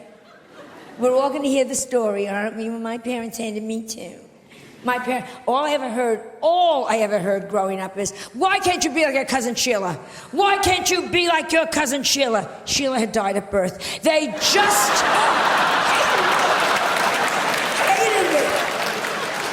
Whenever we would go, like, in front of a street, each parent would take my hand, hold our hand, we're crossing the street, and then they'd swing me into the traffic. They used to say, take candy from strangers. Ask the funny man in the raincoat, does he own a van? No, I had a very bad childhood, and that's because, and I'm sure none of you give a damn, but I was the only Jewish kid, this is the absolute truth, growing up in an all-Catholic neighborhood. You know what that's? The Irish people. Only Jewish kid in a Catholic neighborhood. You know what that's like? You were all doing Hail Marys, I was doing Hail Murrays. I mean, it was just... No Christmas tree? No Christmas tree. Do you know what that's like when you're the only kid without a Christmas? Because everybody has Christmas trees. And nowadays, it's like, well, we do it for all faiths. That's such bullshit. Yeah, we walk into an office building, and there's a Christmas tree, and there's a menorah. Bullshit. The Christmas tree goes up. There's like a little shitty menorah with 2 orange lights and some angry Puerto Ricans lit backwards. I mean, yes. Juan, you lit those lights backwards. Fuck you, you killed our Lord. I mean, it is just... So, I'm at the age where I figure, screw it, I'm going to have a Christmas tree. I got the biggest Christmas tree I got a 2-story high Christmas tree. I put everything you could think of on that. Up. Gorgeous. On the bottom, I got the manger. I got the whole goddamn thing going there. The wise men, the sheep. The only thing is, I have the baby, but I'm Jewish. I got him a nanny. It was just, oh yes. And I redressed Mary. She didn't look good. That stupid thing over her head, come on. I put her in a Chanel suit, Manolo Blahniks, and a Louis Vuitton pocketbook. You're the mother of God. Look it. It is just... Am I wrong? If she had looked like that, she would have gotten into the inn. Yes. The point is, it's about looks. Mary, she looked good. She would have done better. Mother Teresa... Oh, don't give me... Oh, Mother Teresa, if she had looked better, she'd be a saint by now. Was she a bow wow? Yes. Did she need electrolysis? Let's talk to each other here. Even lepers were throwing their fingers at her. Here, get away. Because it is all about looks. This is my message, Great Britain. This is my message. Looks count. Education, looks count. I have no sex appeal, and it has screwed me up for life. Peeping Toms look in my window, pull down the shade. You have no idea.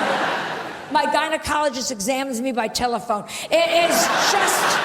I used to chase women quite a lot. Things were different back then, you know. It was like you had to go out on the hunt as a man back then. Back in the 70s, you had to put a nice splash of Paco Rabanne on. You stand there with your mates. There was no Facebook, none of this nonsense back then. You went in cold. You went in cold. You're there with your mates Friday night, you've had a couple of pints of lager, got your shirt ironed, jeans pressed. You say to your mates, look, I'm going to go and get them birds over. When I bring them back, don't mess it up. Walk over to them. Evening, ladies. I know it must have hurt when you fell from heaven. Maybe if I were friends and I could ease the pain by buying you a few drinks. No, fair enough. Come on, we're going. We're only coming here on lesbian night, aren't we?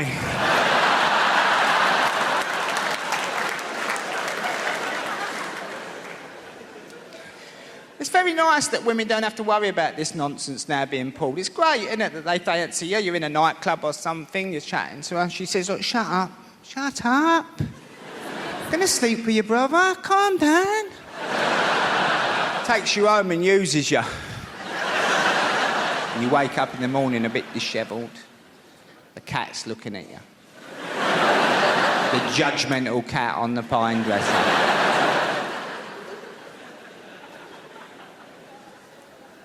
But the worst thing has happened in all the commotion. You've forgotten her name.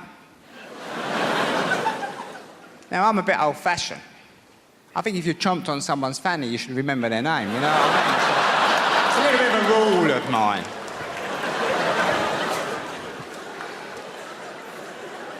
So, go downstairs, go through the post. Thinking. I'm a thinker. Crafty company. Oh, let's just have a look here. Oh, I can't call her the occupier. That'd be a bit much. But I'm not so old-fashioned. I don't think if you've slept with someone very quickly, there still might be something there beyond the lust. So you tend to go out for a date, don't you, on the Wednesday night after work. You don't want to mess your weekend up. And you go express. Pizza Express, not a hut. Too soon for the hut. Hut comes later. It's got to be express early days. Marbling table, flour. It's all going on. Now she's thinking, this geezer's all right as it happens. He's a bit of a stunner. He's not bad in the bedroom. Then you start proving you've got half a brain and all. She thinks he's a potential boyfriend. Ooh. Ooh, potential boyfriend. Suddenly you're getting this speech halfway through the 4 seasons. Listen, can I assure you, it's not my usual practice to sleep with men as quickly as I happen to have slept with you. And I'm like, relax, homeowner.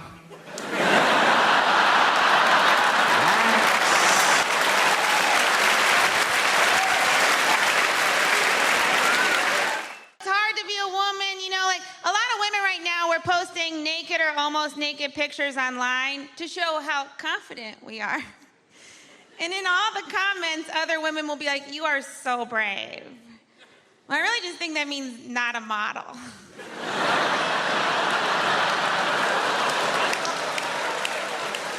Also, it's not brave. There's no soldier looking down at that picture being like, oh, what a brave lady.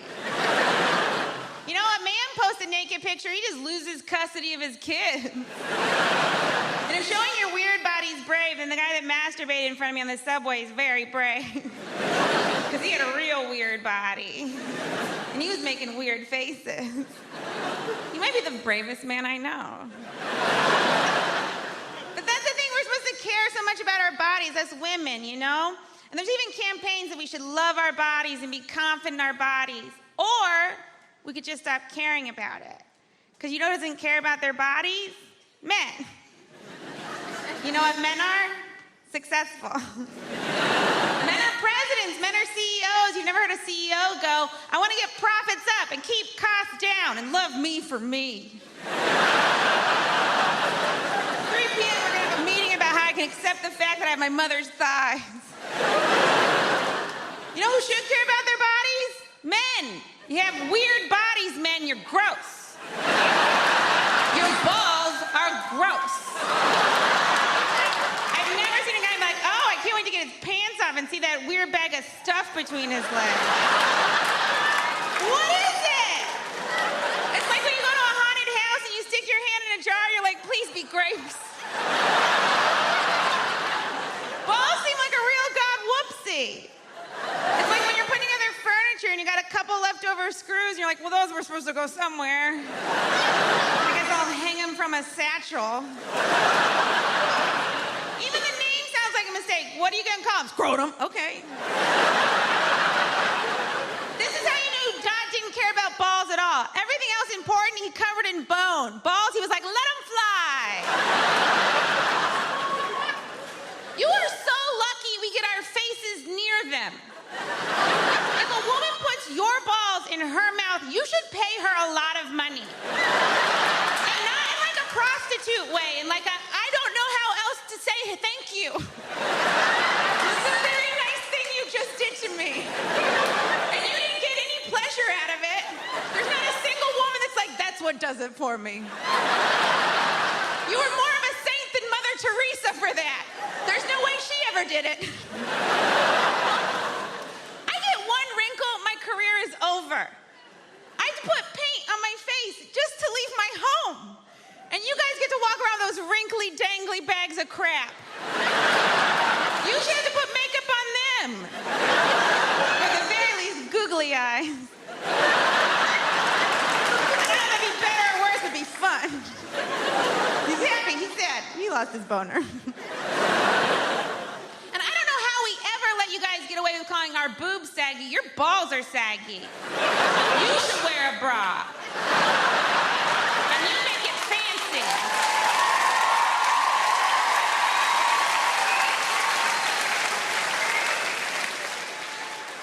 All those women clapping, they meant yours. Tell me, does anyone here own a cat?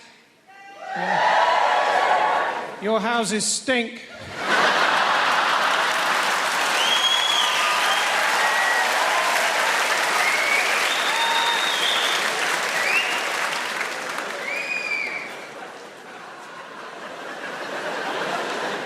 Someone's got to tell him.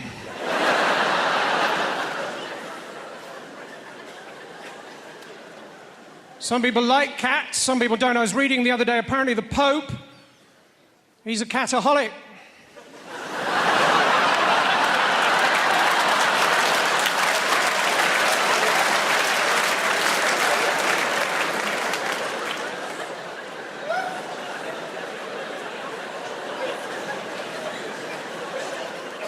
Catholic.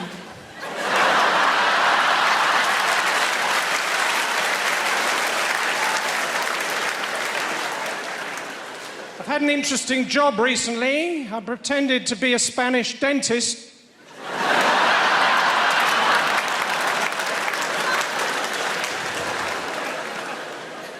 Thanks, that doesn't normally work.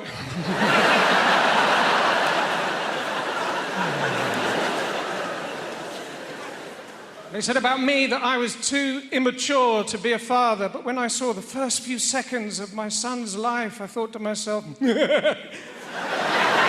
he's naked.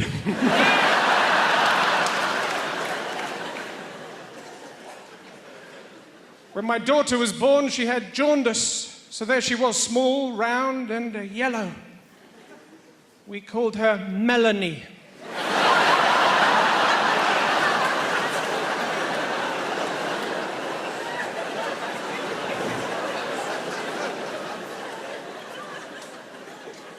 My parents came up last weekend, because I keep them in the cellar.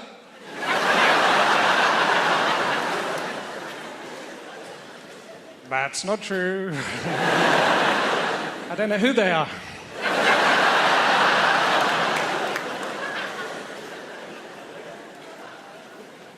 See, when I was young, I used to walk through the front door. I was hit by roast beef and Yorkshire pudding, opened the airing cupboard, spaghetti bolognese all over me. We literally didn't know where the next meal was coming from.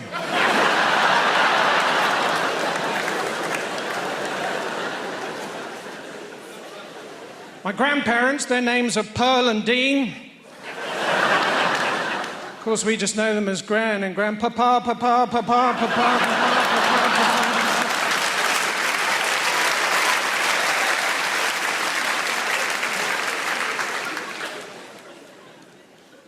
Any students here?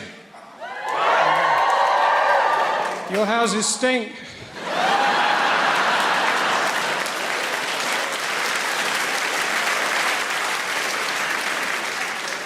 Someone's got to tell them.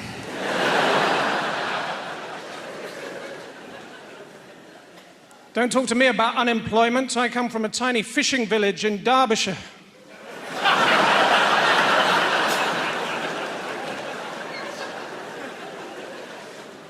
I work... It's not near the sea. And this is what I'm talking about, the assumption that if you're in a place like that, you obviously are the help. Okay, example 2, that's it, white people. One more example, and then we're moving on, right? I'm on tour in the UK. I'm going up to Leeds. All my team was already up in Leeds setting up the theatre. I'm travelling with my tour manager and best friend, Lila, also a black woman. So I go, you know what? That's Lila. I go, you know what, Lila? Let's not drive. It's a long drive. Let's get a train and go up in comfort. So we rush down to the train station. I buy us 2 first-class tickets. There's a train leaving, so we jump on the train takes off. And we're walking through the train towards the first-class carriage. We walk into the first-class carriage. This white woman is sitting at a table. She looks up, she sees us, and at the top of her voice, she shouts, this is first class! Now Lila goes, what the fuck did you say? And I hold Lila, no, Lila, no. I just grab her by her collar, no, Lila, no. No, Lila, no, Lila, no. Watch me humiliate this bitch just with my mouth. Come back.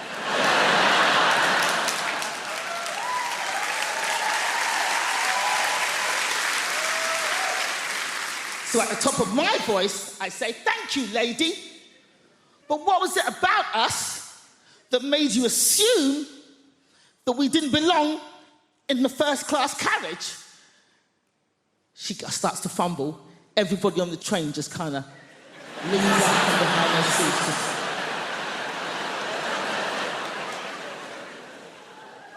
And she gets flustered. She's like... And then all she could think of was like, I thought you were lost. And I was like, how'd you get lost on a moving train going in one direction, bitch? How? Now, this woman was not alone. She was with her husband. Her husband was sitting opposite her at the table, same table. But we did not see her husband's face for this entire confrontation because the entire time he was hidden behind the newspaper, just... His hands never came down. All we saw were his knuckles just gripping that paper. And they were in their 60s. So they'd obviously been married a long time, and he's behind that newspaper going, ah! Nosy, big-mouth cow! 30 years we've been married, and every day of those 30 years I've said, mind your own fucking business!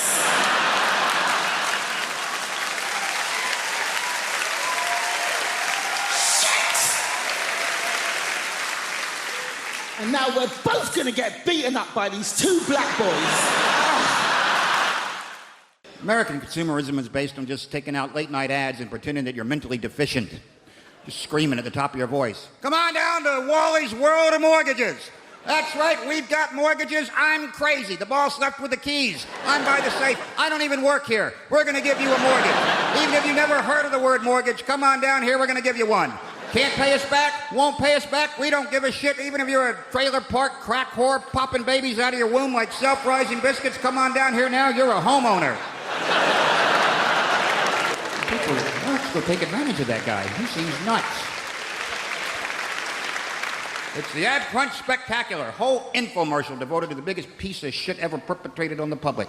It's the Ab Crunch Spectacular. You can have a washboard stomach in 12. Who needs a washboard stomach? You're gonna play hillbilly bluegrass music right off your stomach there? It's shit! Hi, I'm Chuck Norris. I used to pummel vaguely Middle Eastern looking guys for a living. Now I'm selling this piece of shit Velcro nailed to an old ski. Flip it over, it's a canoe. Turn it inside out, it's a lady's evening dress. It's shit! You can have it by tomorrow. Of course you can, because it's a big piece of shit. That's what we do in America. We make lots of crap, but we deliver it really, really fast. Good things come to those who wait, but shit pretty much shows up right away, doesn't it? Pick up the phone. I like the Ab Crunch, bing bong. That was fast. Wacka, wacka, wacka, wacka. I'd love to tell you things are better in America, ladies and gentlemen, but, you know, I don't really know. It's, we have a fantastic president, but most Americans just want to see his birth certificate. Show us your birth certificate, Obama. Because, you know, I know there was I watched the elections here, and I kind of watched them. I kept an eye on them. I didn't get the full brunt of it. Basically, I left the country for a while. Gordon Brown was in charge. I came back. Now, apparently, the country's being led by 2 gay antiques dealers. I don't know how that happened. But at least they're getting along. As Americans, let me explain it to you. There's 2 parties in America. You probably know this. There's Republicans and Democrats. The Republicans are called the red states. Democrats are the blue states. The blue states are generally either on the West Coast or on the Atlantic seaboard. So basically, Democrat is anyone who's seen water. So you go to America, find a Republican and take them to the beach. And even the Republicans hate each other now. So they have a splinter group called the Teabaggers, the Tea Party, Teabaggers, whose leader, of course, is Sarah Palin, future presidential candidate, who spent 2 years governing 8,000 square miles of snow and would occasionally nip out at lunch to blow the head off a moose from 300 yards away. That's presidential material.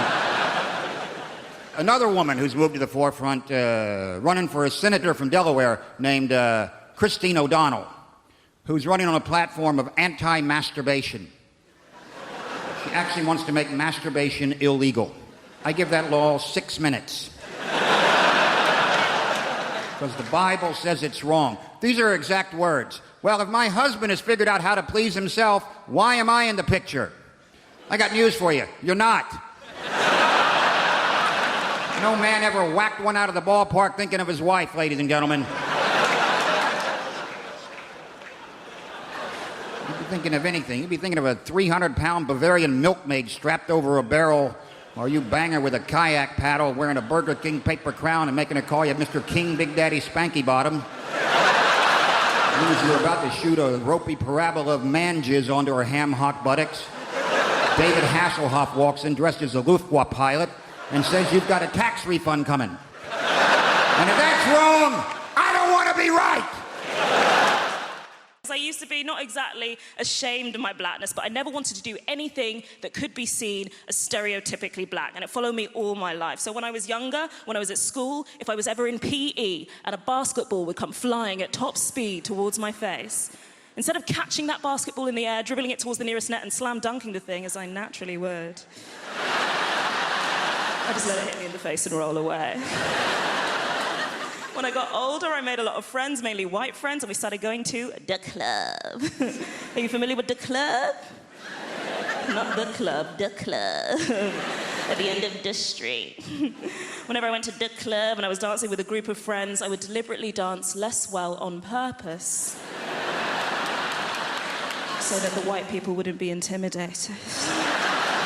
There'd always be one other black person in the corner of the room, arms folded, looking at me like, you're disrespecting yourself. When meanwhile, I'll be in the middle of the dance floor just moving like Miley Cyrus. I tried so hard. I tried so hard to pass as white. I did all the white things. I bought pesto. I said tissue. And I got really, dangerously into Jamie T. I am talking about the era of Jamie T, Pete Doherty, Jack Pignati, Jedward. I spent my late teens, arguably the sexiest part of one's teens,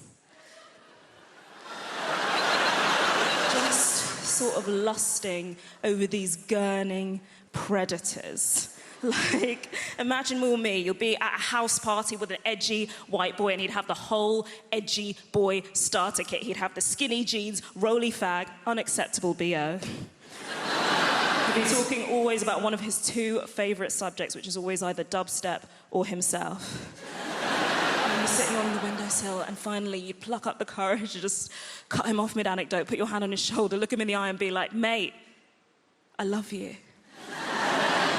And then he'd look at you, and you'd look at him, and you'd lean in for a kiss, and then he'd just sort of thumb MDMA into your mouth. And after that was it, you were like, wow! I think he really likes me. Oh my God, white guys. I spent half my life lusting after unsuitable white guys. Have we got any white guys in? Come on, guys, cheer louder. We know how much you get paid.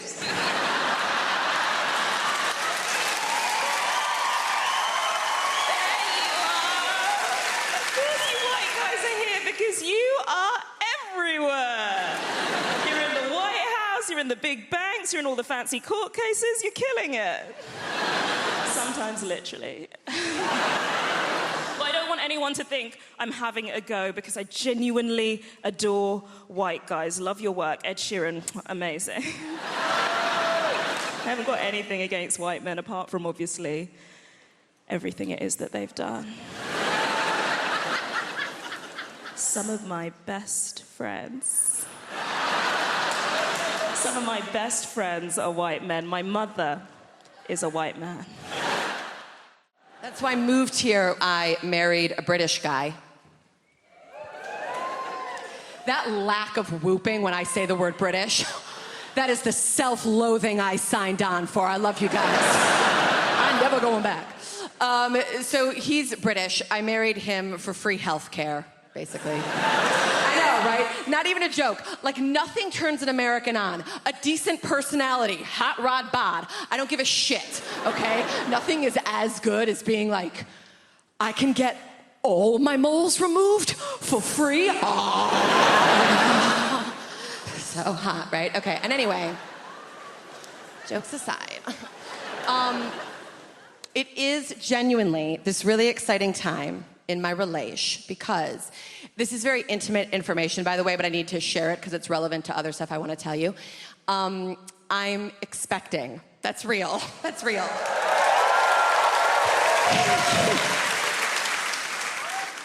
To have an affair. Now, here's the issue, right? So my husband and I, we've been together now for 8 years, and this thing has started happening. Where people talk about the 7-year itch, that's what gets the airtime, and I got that. Didn't scratch it, thank you. Mistake, thank you.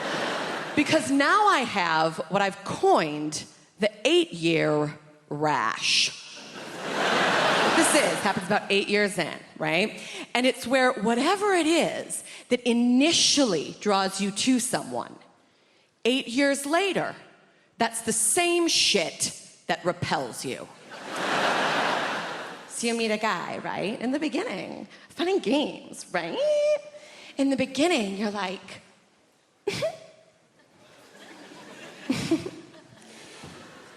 you're a little dirty, but I like it. 8 years later, wash your balls. Water and soap, asshole. Ma'am, you're welcome. Thank you. I need something to balance the damage of social media. Social media makes me feel terrible about my marriage. I went on recently, and the first thing that came up in my feed, right, the first post I saw was this thing. It was written by a woman that I went to high school with, and I saw it, and I memorized it instantly out of hatred, one of my gifts. Okay, thank you. This is what she wrote. This is a verbatim quote, okay? She went on Facebook to write, "Happy anniversary to the other piece of my puzzle. My amazing husband, Brad." And then the Brad is tagged. You're like, you share a house together. Go in the kitchen, give the man a card, okay? She continues. "I love you, baby. Being with you has made me the luckiest girl in the world. Hashtag luckiest girl. Hashtag in the world. Hashtag blessed. Hashtag 10 years. Hashtag commitment. Hashtag anniversaries. Hashtag true love. Hashtag married my best friend."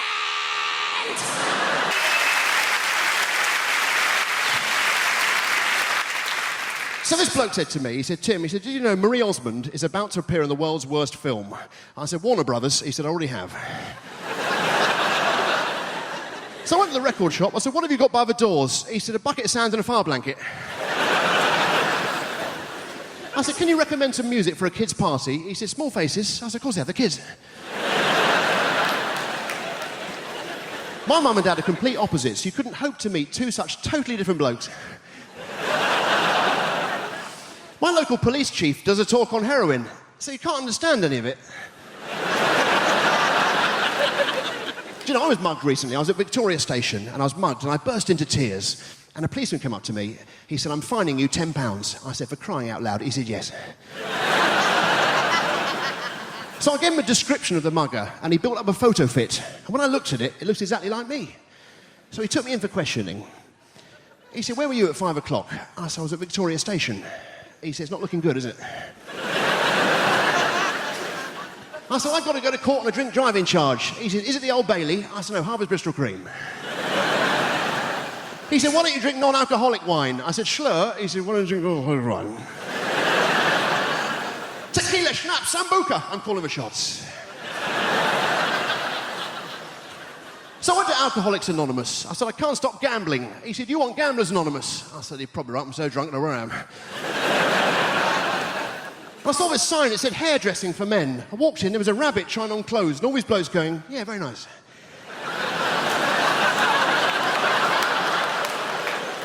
So I went to the cinema, I saw a very sad film, and the bloke behind me suddenly started wailing. I got hit in the back of the head with the harpoon.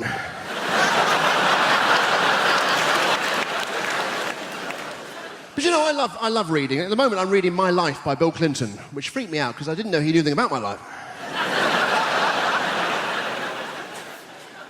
And this bloke said to me, he said, "I've got bubonic plague." I said, "Don't give me that."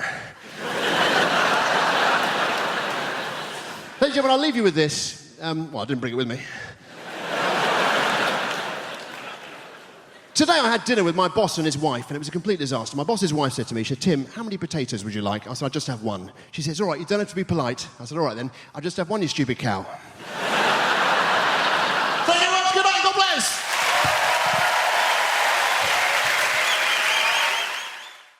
It's a tough time to be a young person in the world right now. I think it's a tough time, and here's why. I was writing on a TV show last year, and at the end of the show, when it was canceled, I checked my bank balance on my phone. And on my phone, I saw that I had $5,421, not to brag. And this is how little I know about being an adult. I saw the bank balance on the screen, and I thought to myself, with no irony, I should buy a house. Not a big house, one of those small $5,000 houses. How is any millennial ever gonna own a home? How How is any young person ever gonna own a home? It seems impossible, and it's made me hate old people. I see a few of you in here tonight. I hate you.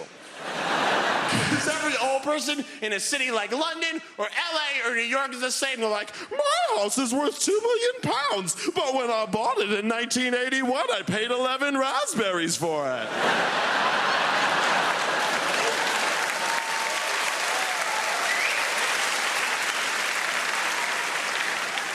And every young person's like, I have 9 roommates. One of them's a dog with rabies. We'd love to get him out, but his name is on the lease. And every old person's like, I'm a librarian with a country home in the Cotswolds. Go fuck yourself. And then there's criticism of young people. Like, young people live on their phones. It's the only place we can afford to live.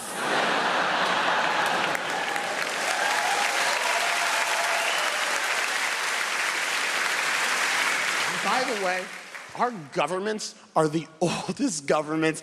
Like, the US government has the 3rd oldest government in the world. It's Croatia, Mozambique, the United States, and the UK is 9th. The average age of a US politician is dead. All of our leaders are crazy old. It's a gerontocracy.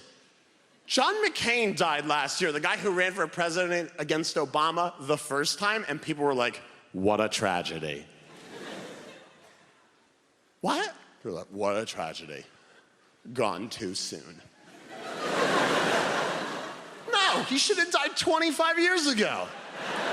John McCain, when he ran for president, was the oldest man who ever lived. I'm not kidding, look it up. He's the oldest man who ever lived. Everyone he went to high school with was killed when the meteor hit. John McCain is in the Bible. If you open up to the 2nd page of the Bible, there's McCain killing his brother McAbel. He's crazy old. I can't enjoy certain television shows. Like, I was watching SpongeBob SquarePants with a younger cousin, 2 years younger. We love the classics. And I'm getting angrier and angrier because I'm watching SpongeBob and I'm thinking, this sponge owns his own pineapple? This sponge owns a 2-story pineapple? Oh, he must be a banker. He's not a banker. He works in a fast food restaurant. And his neighbor works with him in the restaurant, lives in an Easter Island head. That's a listed building. There's no way he can afford that. Going out, Monk, we're here. 1, 2, 3, hop. Hello. Hello. Oh, Carlo. Let's get rid of this shit. Yeah. There's no going back. No, there's no going back. So, what's that on your face? On my face? My microphone? Where's mine?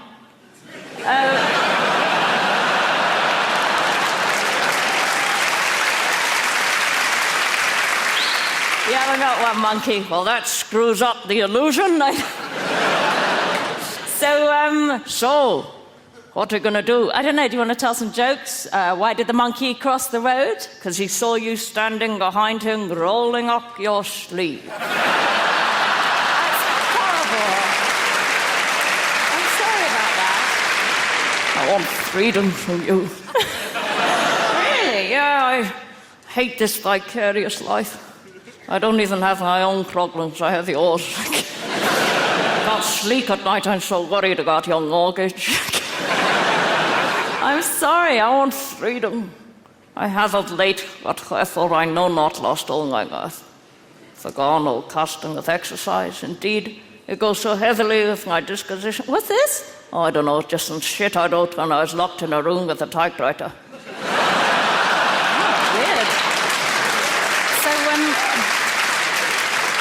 No, just I want freedom, you know.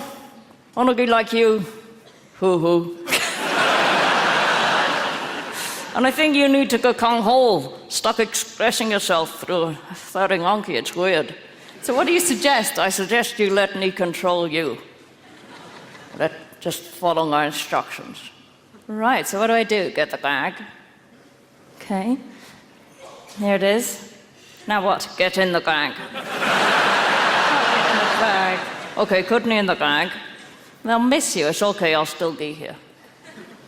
Because she's shit without me. What do I do now? Put me in now. Take your hand out of me. Okay. Oh, sweet Jesus, it feels nice and nasty at the same time. Okay. All right, my hand's out now. What do I do? Take your hand out the bag. Oh, I don't want to. Go on. Force yourself. Don't you like me naked? No. It's very disturbing, but it's very deconstructive. But I miss the monkey. I am the monkey, a schizophrenic bitch. What do I do? Talk to the hand. Don't want to. Put the bag down. Oh, I feel very exposed. I don't know about... What are you doing? I can't tell my arse from your elbow. I don't know if I can continue with this. It's doing my head in. Okay, then put this hand down by your side. But I'm still here. Where are you now? I'm in your mind. All right, Monkey, the laughter's got a bit uneasy. It's okay, you'll still get paid. I feel vulnerable. Are you ready for the final step? I'm not sure. What's the final step? I'm going to get on your face. Okay, Monkey, I don't like the sound of that. Stay where you are. Here I come. No, stay where you are. Here I come, here I come, here I am. Oh, at last I'm in the stupid cow. You're all a bit freaked out now, aren't you? It's quite a sweet voice on a little monkey, but with tits it's bloody sinister.